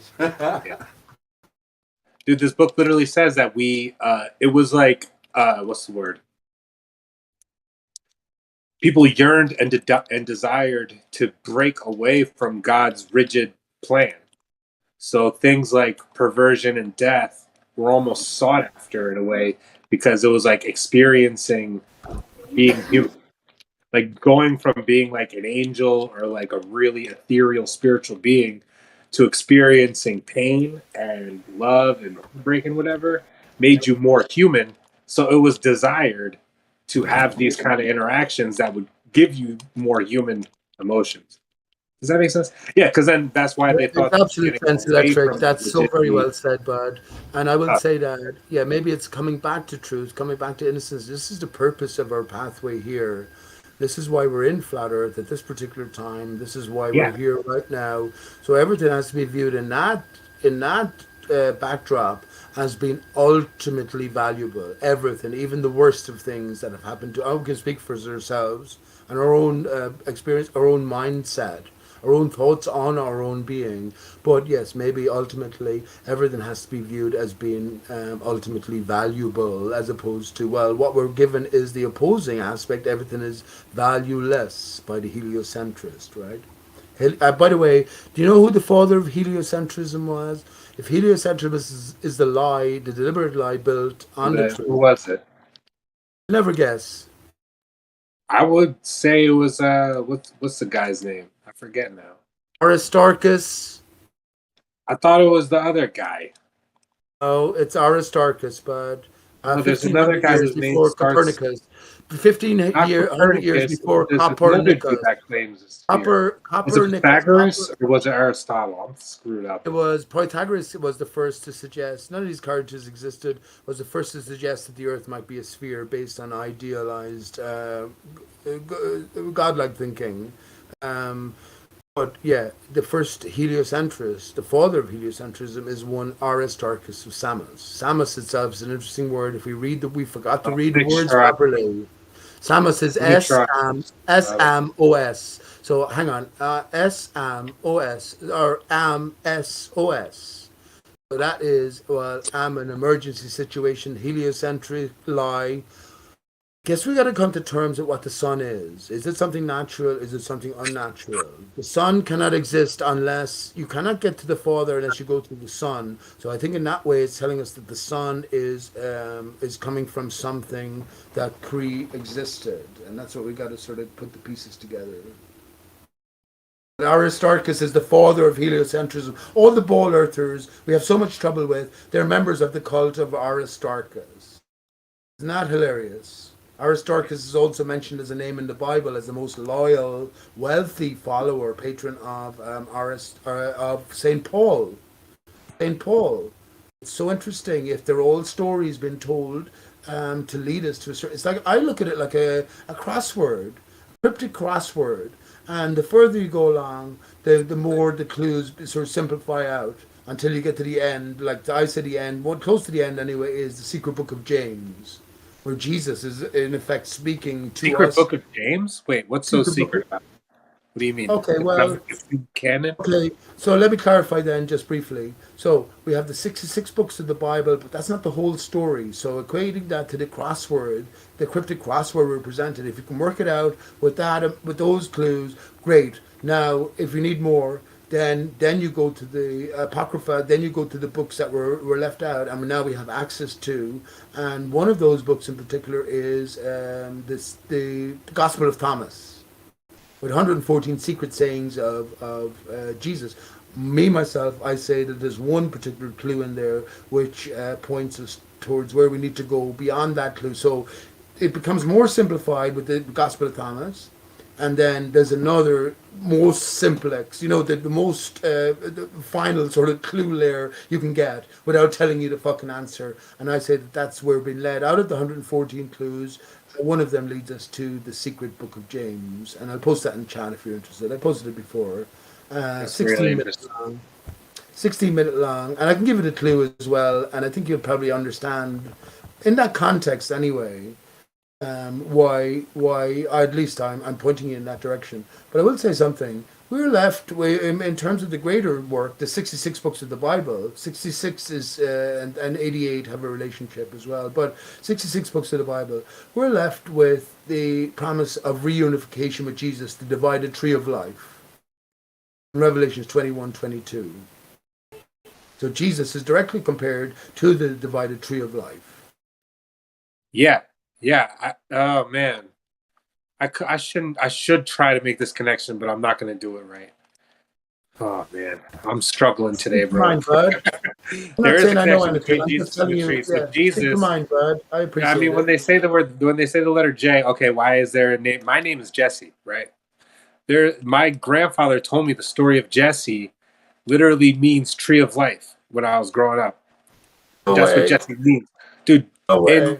In this book by John M. Allegro, The Mushroom and the Cross, apparently they symbolize the mushroom with the cross in like Rosicrucian text. Like this is what they believed in Thessalonians. Dude, this story is fucking nuts because basically they're saying that Jesus wouldn't exist if these fucking priests didn't take mushrooms and just trip balls and envision elves and all this crap like Christmas, everything. They literally said these guys were tripping balls and wrote the whole Bible while tripping. Yeah, I've heard that story, but Jesus is a mushroom. I even went along with it. I still do go along with it in a sense, but I think there's a deeper sort of layer to it.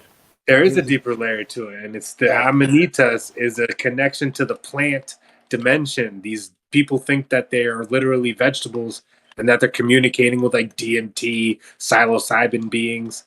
They believe in plant entities. Yeah, they do. That's why they say that. No way. I've just talked about how we are plants. I say we are trees. I've talked about this here and on Gem Pandas or maybe over in Tim Dude, we are Osmond's Discord. definitely Yes, we are plants. Plant Earth. Here's how we're plants, bud. Consider this. Here's how we're plants and we're uprooted. All of us in Underland.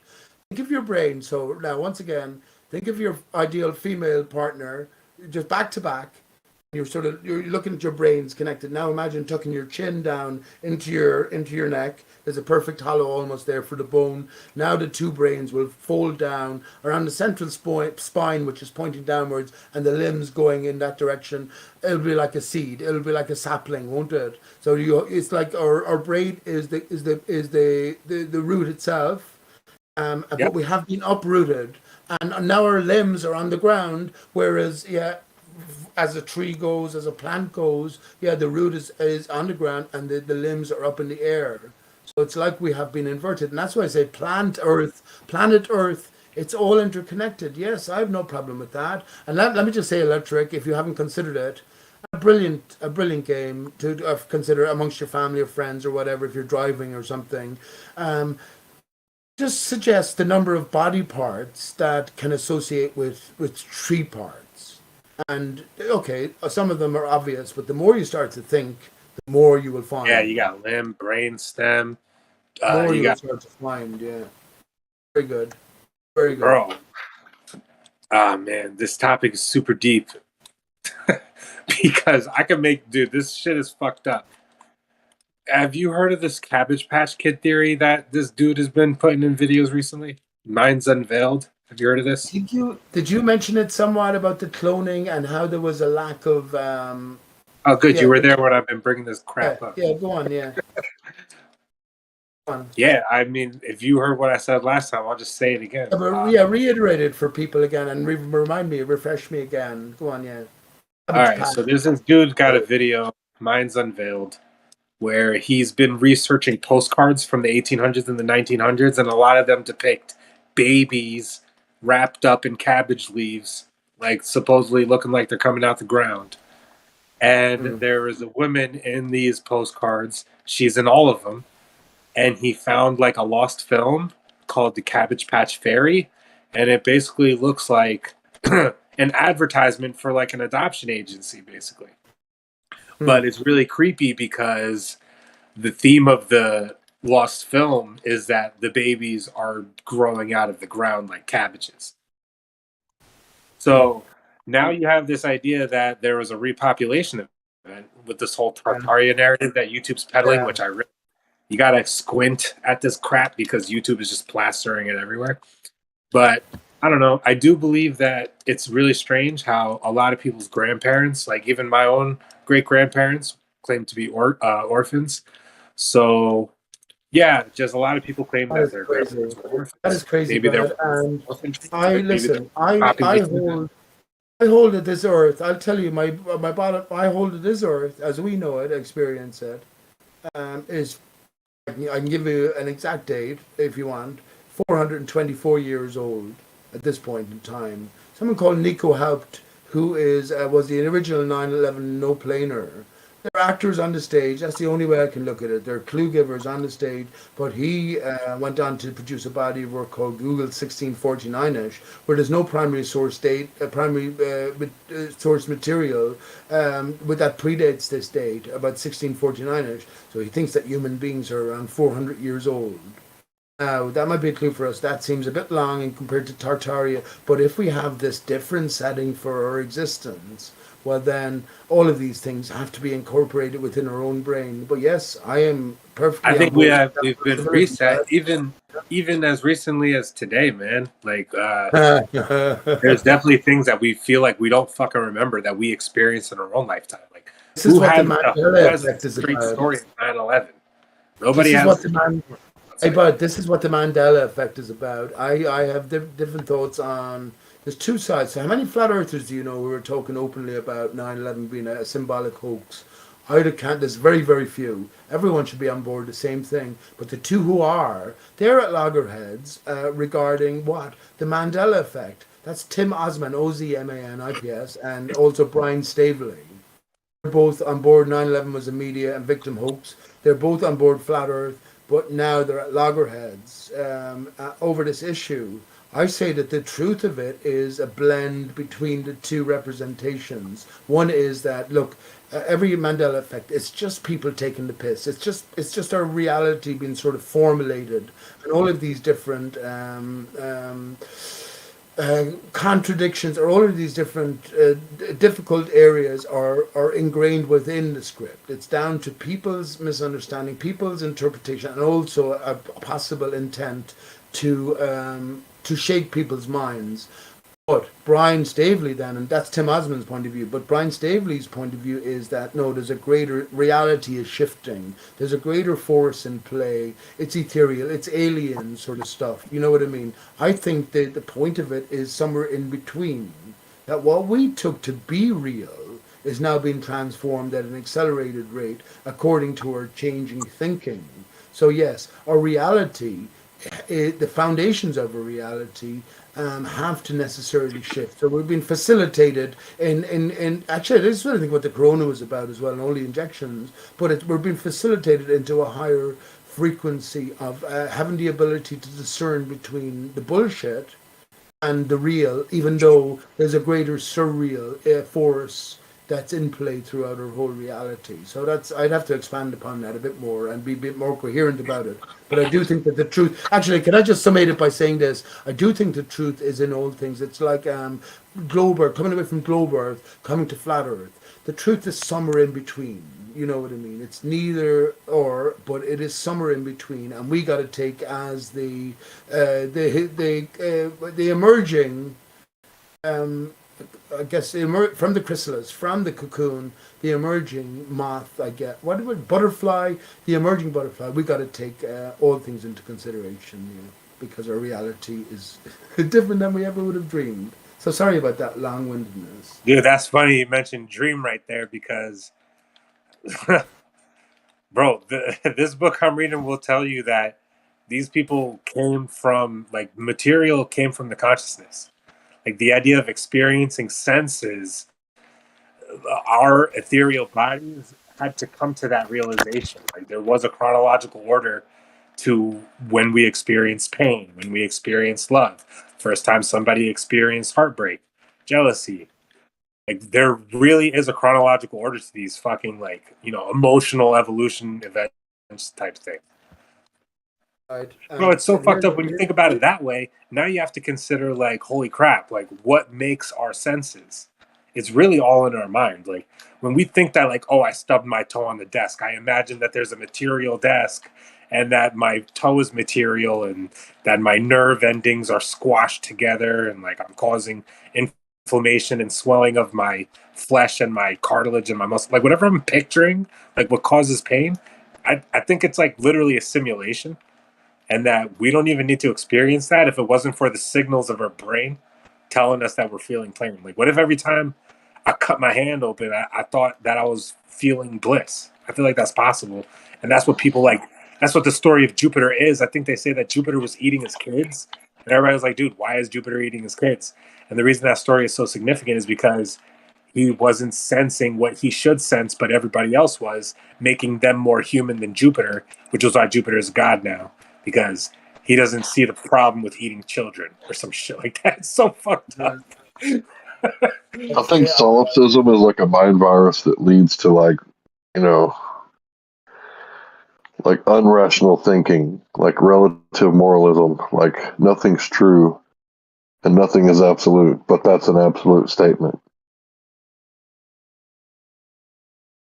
That's interesting. There's more to what you're trying to say, right? Like, I'm trying to fully grasp that statement. Right. So, like, the solipsism that leads people to think that, it's like the Matrix, right? It's a simulation. Well, that begs the question, who's the simulator, right? And I think that if we can all, like, agree, right, to be, like, social Christians, and we agree on, like, the Ten Commandments and the Bill of Rights, then we can have a society. But if we don't agree on these basic fundamentals of Western civilization, then we're not going to be able to have a society, because you might be virtue signaling that, the government's racist and hates everybody. Well, it's like, is that true? Because the government has laws, that they can't be racist. So if the government is racist, then they're breaking their own laws. And if there's this institutionalized racism that's happening, then, I'd like to see some evidence for it. Because this is what's going on in the colleges, right? They're teaching philosophy and Descartes and solipsism, and it's like, I don't really see the benefit in that, right? This, perpetual victimhood class, right? I want to be a victim. So if you're a white cisgender male, then, oh, I'm autistic or I'm somehow a victim somewhere else. It's like, I don't think that victimhood virtue signaling is like how you build a successful society. I think it's built on everybody can agree on the Ten Commandments, right? If you love your neighbor, you won't try to steal his life or his wife or his car. You'll respect your parents because they're probably the only people that actually give a fuck about you in the world, especially if you're an asshole, right? So if we can agree to these, basic fundamental rights of the freedom of speech and press and religion and assembly and redress the government, right? If we can agree to all these things, then we can have the society. If we can't agree on these things, then we're marching towards civil war, which may be what's actually happening. Wild. Yeah, no, I hear you. What's going on is really alarming. And by that, I didn't mean that everybody has to be a Christian, but I meant that, while we're here, we kind of have to be culturally Christian, right? And Christianity, in my opinion, respects the individual, right? Like in the book, it says, if you go to a town and you preach the gospel and nobody hears it, then you knock the dust off your feet and you just go to the next town, right? So everybody gets to make their own individual choice. Christians aren't supposed to shove it down the throats or convert with a sword, right?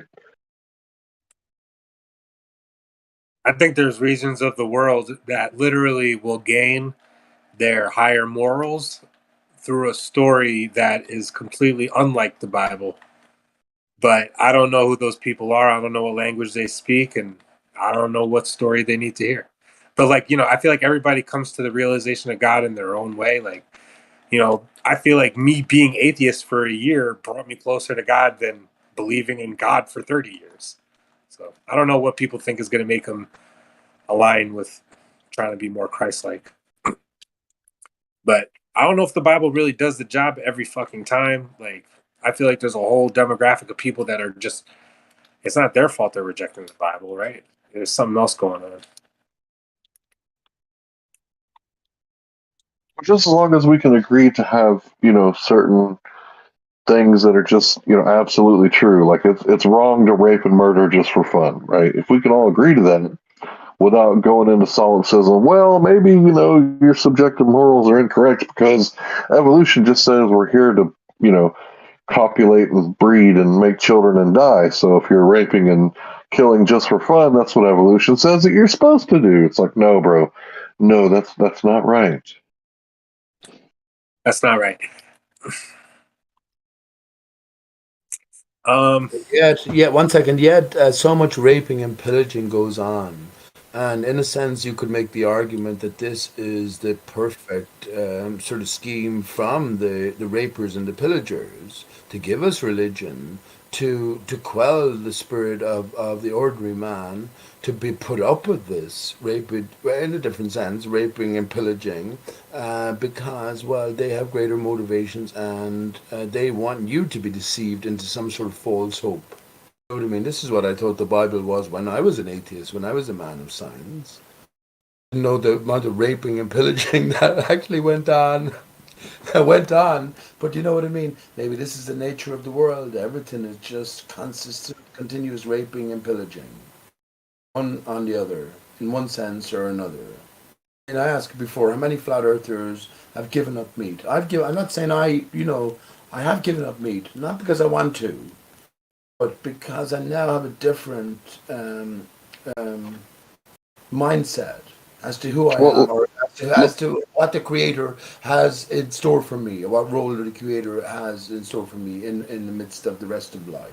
You know what I mean? Let me ask you this. You gave up meat because you don't want to be part of the senseless killing of animals, but when you plow a field, how many animals die? How many snakes get chopped in half, with the plow? How many gopher villages get completely destroyed? How many animals' lives are completely displaced out of this field and they're no longer capable of using it because you want to murder some crops?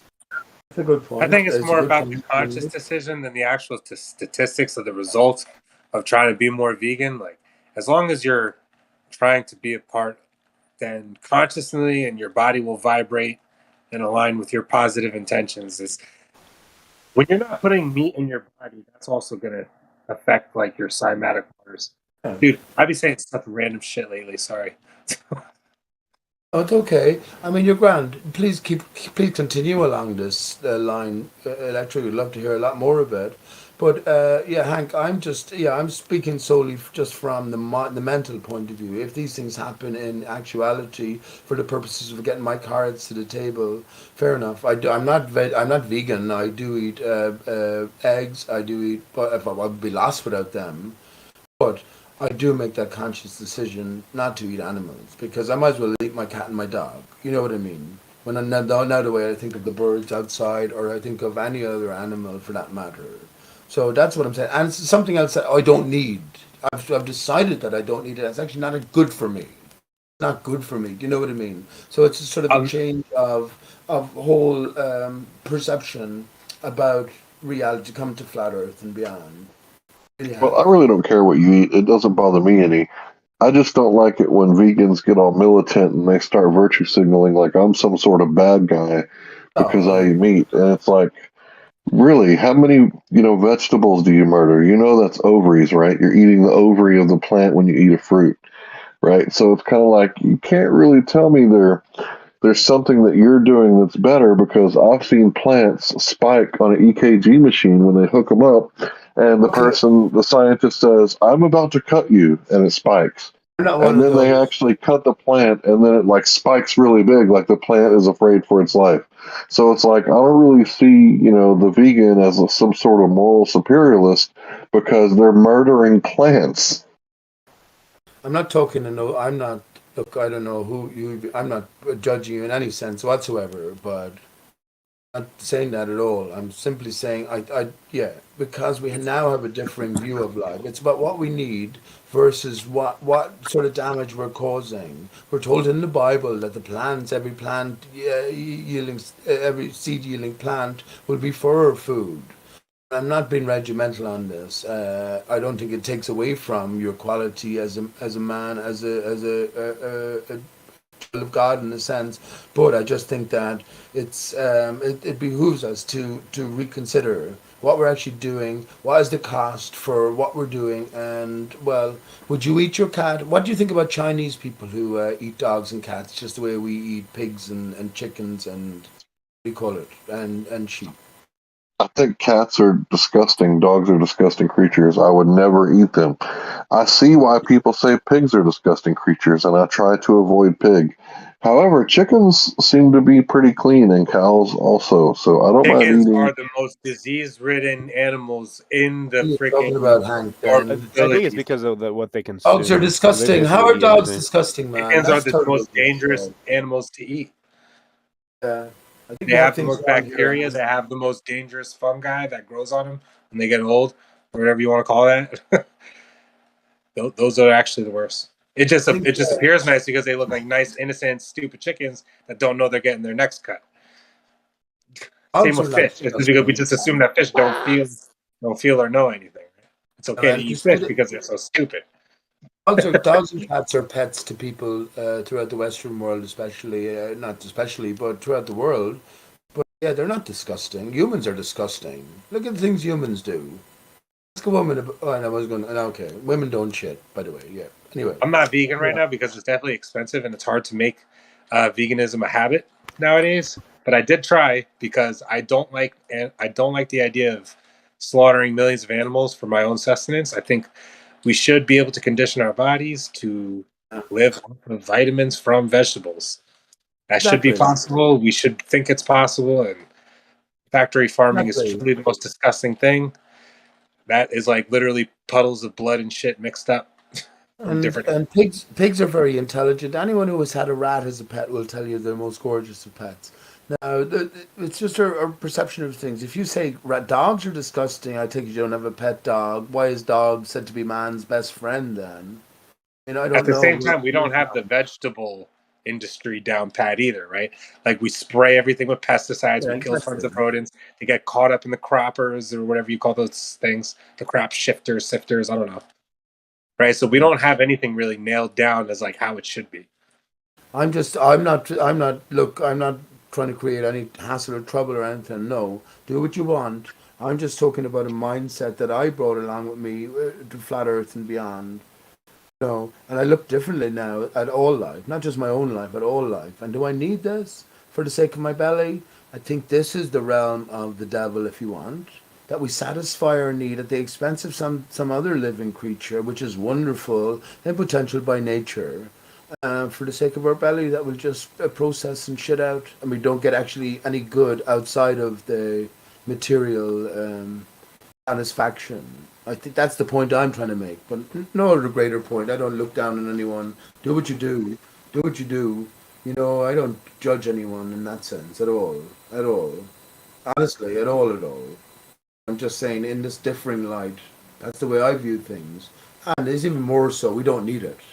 I think even ultimately we wouldn't need to eat vegetables or anything. We could survive off the sun. I think so if we got our state right. But that's the ultimate degree. So yeah, we need to kill anything. We love everything. That's a different matter. Listen, I'm going to head here. It's been great talking to everyone, and especially you, too, man. Especially you, bud. And in that book, and I actually posted just before I go. So I posted the Secret Book of James, and I also posted the Gospel of Thomas, where Jesus. Let me just read it out. It's number 12. Funnily enough, as well, Jesus had 12 disciples. The disciples said to Jesus, "We know that you will depart from us. Who is to be our leader?" Jesus said to them, "Wherever you are to go to James the righteous, for whose sake heaven and earth came into being." So that's what I took to be the leading clue, which leads us to the Secret Book of James. And I suggest you just have a listen anyway and see what you make of it. Anyway. Hell yeah! As long as Discord isn't super interesting tomorrow, then I'll be listening. The Secret Book of James is only about 16 minutes audio book long, bud. 16 minutes or something like that. You listen to it in the time you had a shit or something. But okay. Thanks, man. I'm definitely going to listen to it. I got to check out the rest of the non-canon scripture too. All right, bro. I think that's all. Forget about that. I think the Bible was written by the same hands that wrote the works of Shakespeare. Same hidden hand. who were responsible for setting up the whole scenario. So everything is a sort of a clue. But as I said, I think these later clues are more sort of simplex clues than the core complex clue that is, let's say, the 66 books of the Bible. But anyway, Are you talking about Francis Bacon? Well, all of that crew, all of the John Dee, Francis Bacon, Edward de Vere, all of these characters, they're sort of conspiracy characters more than anything else. I don't believe any of them existed, to be honest with you, because I think it's just a story within a story. But ultimately, I put it down to the hidden hand. I said they're the emissaries of the creator. They're responsible, the Masons, they're responsible for building the platform, the levels of the video game that we're in. So they're always in possession of the greater story. So every aspect sort of interconnects, has to in some greater way. So yeah. Okay. Listen. Thanks for your ears and thanks for listening. It's been great, bud. Okay. Always. Okay. Good night. Night. Hey, Larry, you still there? No. Yeah, barely. Hey, Larry. Hey, I know a lot of people that, oh my God, I was one of them. I mean, I'm still not vegan, but I do strongly believe that factory farming is not the right thing for our sustenance. So that's why I'm always vocal about veganism stuff. It's not like I think I have a moral high ground. I eat meat. It's really hard to have a vegan diet where I live. So I eat meat. But I wish that I could be vegan. It's just I can't afford it. Yeah, no hard feeling, no harm, no foul, no hard feelings. I just like to point out that, vegans are, murdering cabbages, like the heads of cabbage. And from the research that I've done, plants can actually anticipate and feel pain. So it's like, okay, how much moral high ground do you have? Just because it doesn't have a nervous system doesn't mean that it doesn't feel pain. And doesn't mean that it doesn't have memory. So I've seen evidence where they did an experiment where they show a plant that's one's control. There's 3 plants. One of them is control. One of them's the cause, and the other one's just the effect. So they take these plants and they lay one of them down, and it starts growing up, right? Even though the pot is laid on its side, and then they put it to sleep and put it in a cooler that's 40 degrees. And then they tip it right side up. And when they pull it out, it remembers that before it went to sleep, it was growing sideways. So it continues to grow sideways as they bring it out and set it right side up. So it's like, okay, you're telling me that plants don't have any sort of neurons for memory, but they have memory. And they don't have any, neurons for losing limbs, but they spike when they're cut and they feel pain. It's like, wait a minute. Okay, so this is what I would say to that. I mean, was there anything else? I'm sorry. No, that's pretty much it. The plant has a body, but I don't think it's fruit. Like when you pluck a fruit, I don't know. It's just like it's not necessarily the body of the plant to me. And also, what are we supposed to eat? Like, are we supposed to strictly eat meat then? Because animals definitely suffer. We know that. So if we're going to stop eating plants because they're suffering, what do we eat? And that's why I say that I don't think fruits are truly a part of the plant. It's a part of it's like I don't know what you call it. It's the fruit. I don't know. Well, I know we have a really high nerve density in our fingertips, so we feel pain different than animals. I'm not saying they don't feel pain, but like when you burn your hand, it hurts worse than like an animal burning its paw, right? Because we have way more sensitive fingertips than they have paws. So that's why when you like scratch an animal, like you really got to scratch them for them to feel it. And when they scratch you, they kind of don't realize that you're such a pussy until you train the animal not to jump on you and scratch you. Right? And that's because we're really sensitive creatures. So we don't have like moisture receptors.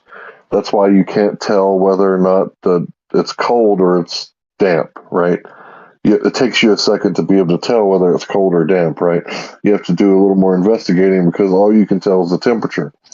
So when it comes to moisture, yeah, certain animals have the ability to detect moisture, but other than that, we have far more sensitive nervous system than they do when it comes to things like that.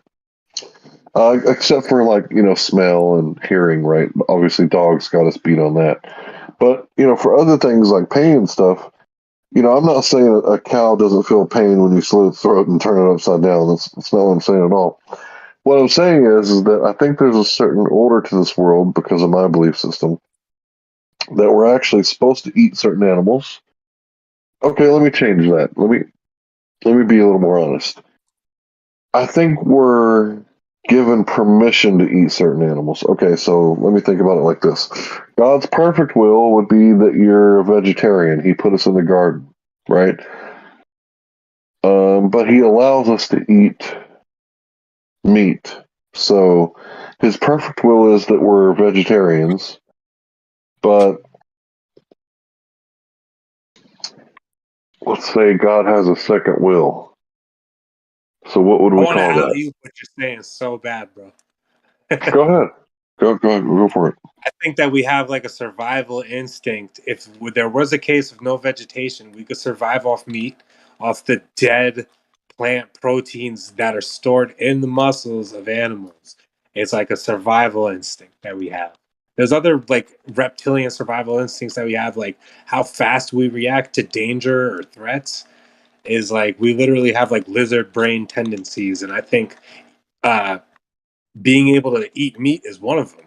Like we're just, yeah, you can eat meat, but that doesn't mean that should be your ultimate form of sustenance as you live through. Like you should have farms, you should be growing your own shit. You should be able to go to a farmer's market, pick what kind of seeds you want to grow, and then expect to have like an abundance of fruit all throughout the summer. And you don't have to kill all your chickens to eat. You could let them run around your yard. Like I just picture like a happier setting for. Dude, the farm industry is so gruesome. This is my problem. I just think it's just like a bloody mess. Yeah, I agree with you with factory farming and what you said before that about we should have farms and try to sustain ourselves with that. But like I was saying earlier, God has a perfect will and a permissive will. So his perfect will would be that we live off the land and grow all of our own food. But his permissive will is if we can't do it, if we can't pull that off, like if we lived in Scandinavia or other countries that there wasn't a lot of food, then he would allow us to eat certain animals that are, like you said, gathering plant-based nutrients, and we could eat those animals, right? So if we lived in Africa, there's so much abundance in Africa. Africa is so abundant. Food just grows there like crazy. Then we wouldn't have to really try so hard, and we wouldn't have to eat meat if we could just have like massive fields and the most wonderful, delicious vegetables mixed together and like endless combinations. Awesome. Dude, whatever you're saying just made something crazy hit me. Like, let's say, dude, there could be like in the case that you have to eat an animal, that there definitely is like a way you can thank the animal and like thank God for its sustenance. Like, but you just have to be grateful. Like, literally, that's probably why we pray before meals, because we know what we're doing. We have to be grateful because without it, we would have nothing. It's just the idea that there's no vegetation and that thank God for this animal. Dude, I'm thinking of some weird shit today. I'm just all over the place. Yeah, like Avatar, like Thanks for listening. blue, You're awesome.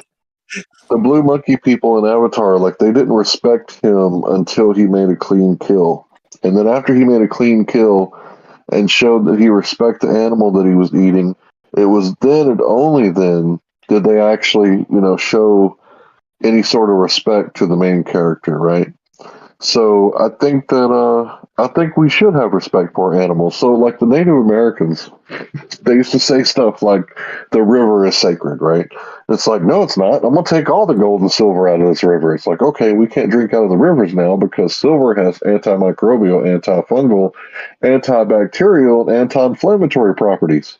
It's like, okay, now we can't drink the river no more because the white man said, no, the river's not sacred, you savage. I'm going to completely destroy this river, get all the gold out of it, right? This is actually sounding very true. Where did you hear this? I've done a lot of study on my Native American heritage. So yeah, they would say the river is sacred. Obviously, it is.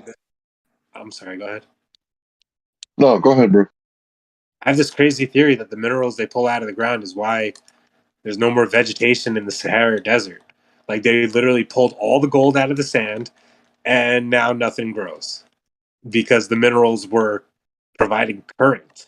Think of water as like an insulator, right? Well, the minerals in the different densities would carry the charge better than if there weren't any, which would be like flowing, aeration, moving the stuff that doesn't need to be aired. It would clean the. This sounds crazy, but I really believe minerals like provide nutrition and they clean the soil, and same for water. Salt cleans. Dude, I'm off the deep end today. Oh, it's all good, bro. Yeah, there's supposed to be minerals in the ground and in the water. Like, it's sacred. We're not supposed to be like dumping out radioactive material all over the damn place and dumping dead bodies. Like they tried to say, okay, mainstream history, the narrative goes that these people that lived in these cities, they were abandoned immediately because they were killing their own and throwing them into the water supply. Bullshit. They knew better than that. That was what the Europeans were doing to them. They were killing them and dumping the bodies in the water supply, and then they had to abandon these cities. Why? Because they destroyed their water supply. Like, ancient people knew better. They knew to bury their dead and bury them, you know, not upstream next to the river. They knew to bury them in a low spot. And there's lots of evidence of this being done, like, over and over again, where they had to, like, basically immediately leave a city and they abandon it and nobody knows why. I fucking know why. It's because they did them dirty. There was some sort of warfare going on and they destroyed their clean water supply. You can't just dump dead bodies there. Yep. So the Native Americans claim the same thing that I've been thinking. Well, that's kind of satisfying. Yeah. The Native Americans are responsible for a lot of the way that we think. I think the Iroquois basically wrote the Constitution. If you want to see evidence for that, I can cite my source. What did you say? The Iroquois Indians basically wrote the Constitution, the Bill of Rights. Oh shit! I've heard some story like that before. It's been years since I heard that. Yeah. So, you know, a lot of natural law is just observed by people who write it down. Like, hey, since we're not killing each other, like I noticed that's like a pretty cool idea. Why don't I write that down and make that a law? You know?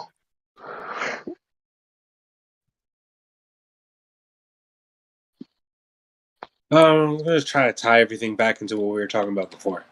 But there's definitely like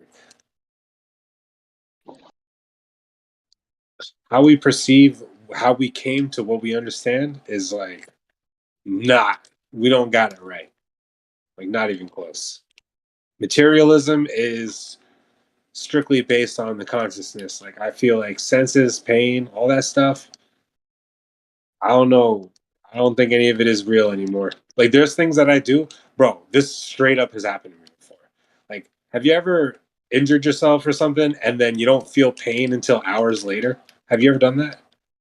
Oh, yeah. I tore my quadricep and I walked around after I played football for hours and just started noticing like a lump, grapefruit-sized lump in my thigh. And then I dropped my pants in the middle of the classroom and showed the teacher, like, let me go to the trainer. Something's wrong.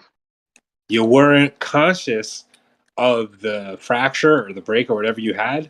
So the signal didn't go to your brain to make like a pain sense, a sense of pain. Right. Right. Dude, I was at a concert. This is a true story. So I'm at a concert. I'm fucking flailing around dancing. And I slip on the floor. And I limp over to my friend. He's like, whoa, you're limping. Like, you should go to a doctor. I'm like, nah, dude, I'm fine. What the fuck ever. Go to the doctor. The doctor told me that I had broke my ankle prior and that I have tons of scar tissue based on the X-ray. And I'm like, and he's like, yeah, when did you break your ankle before? You clearly never got it fixed. All your scar tissue grew out of place. You have ripped tendons like left over. I'm like, oh. And then I thought really hard. There was a day like fucking when it was so this was in 2013. In 2012, I was playing tennis. And I was like, oh, it must have been that day. I broke my ankle playing tennis and didn't even fucking know it. It hurt so bad on the court, but I was like, fuck it, I'm gonna walk it off. And the next day I was fine. But the guy told me that like it's a bunch of scar tissue on my ankle because I broke the shit. You know my point. I don't think pain is real. I think we literally can experience like no pain. And that's the only reason why we even consider material shit, I feel like. Because we think we're supposed to like, I don't know. Well, I think the mind over matter thing really does exist. Like, you can basically tell your body, like, no, I'm not going to deal with it. I'm just going to walk it off. You guys ever hear of David Goggins? No. Never. Look up David Goggins. He's the guy that's like, stay hard. But David Goggins, he this motherfucker shouldn't even be able to walk, bro. But he runs marathons after marathons after marathons. He convinced himself that he can do this, and he needs to continue. He needs to man the fuck up, stand up, and he did.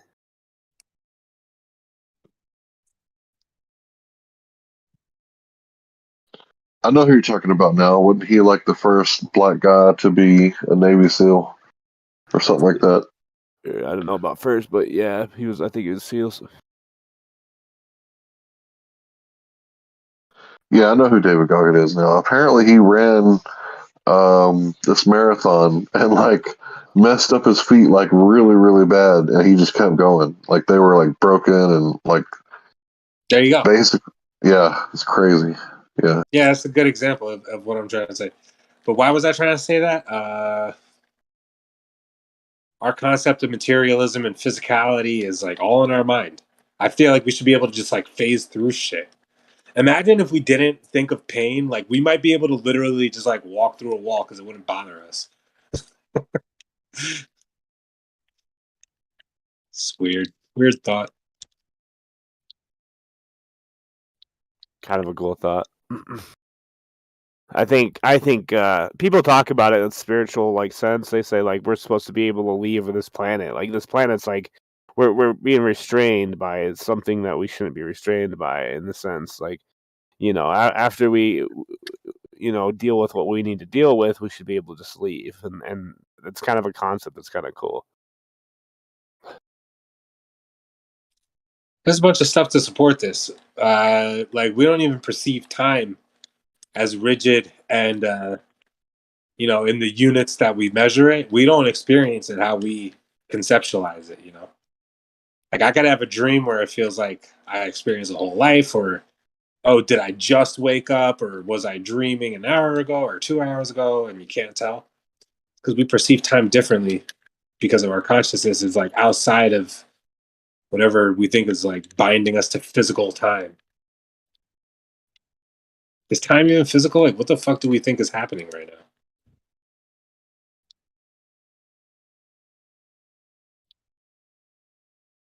Anyway, before I just fucking make absolutely no sense, I'm gonna smoke.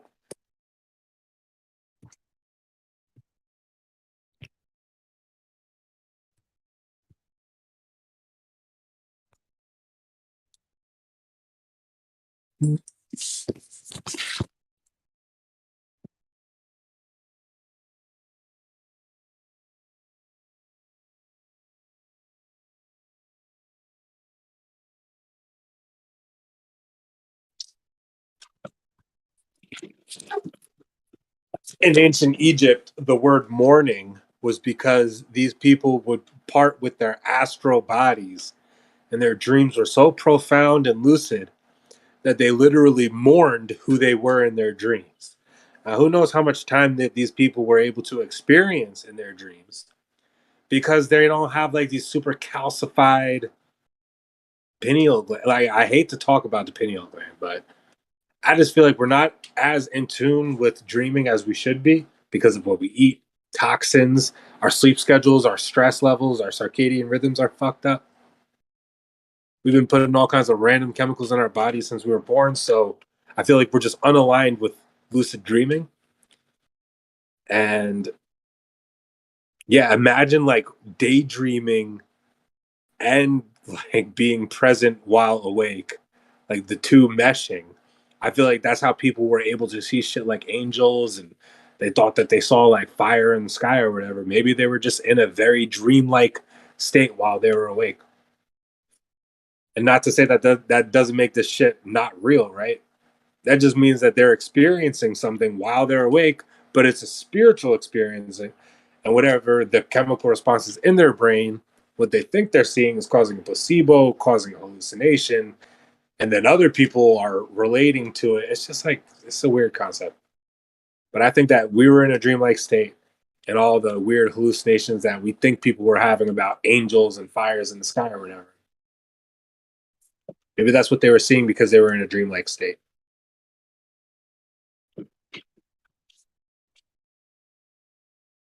DMT's crazy, bro. It's released when you're dreaming and it's released when you die.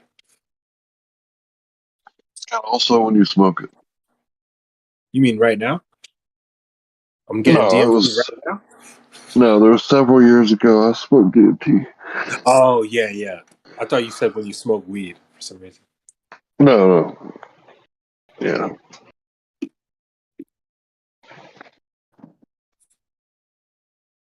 Yeah. It's hard to tie all these ideas into one unified theory of what consciousness is. I've had to fight the idea that everything is man-made for the past year.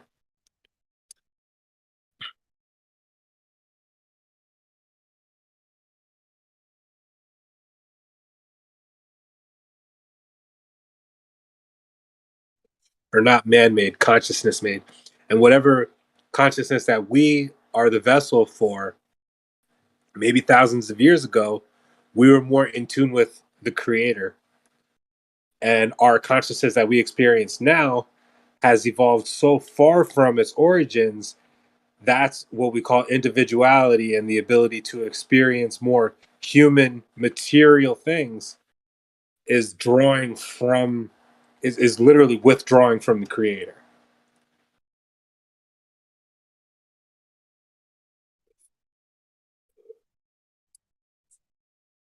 But we are still consciousness, so I don't know. We come from the creator, but through the means of consciousness, we become more human.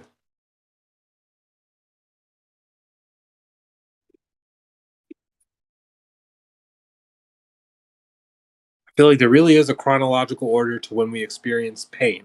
The first time somebody experienced death, the first time somebody would claim to have healed somebody or rose from the dead,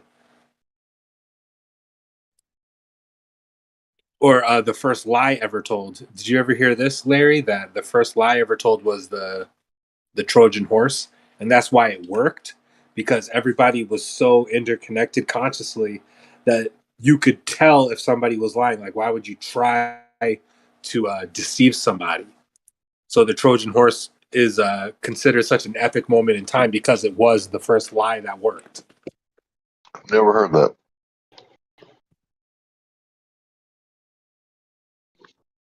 Yeah, I didn't hear it. I didn't hear that until this book that I've read it. I didn't read it, but I've listened to this audiobook every day for like the past month. It's fucking wild.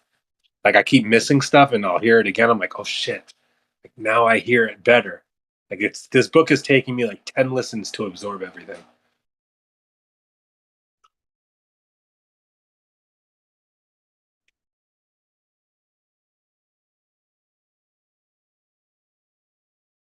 I'm gonna head out. I'm getting tired. I've been home for like, I don't know, less than an hour. And I think I'm gonna take a nap. Yeah, you too, Electric, bro. Peace out. I don't know if anybody's listening to my crazy ass. Don't let me ramble on talking to myself, though, if you're listening.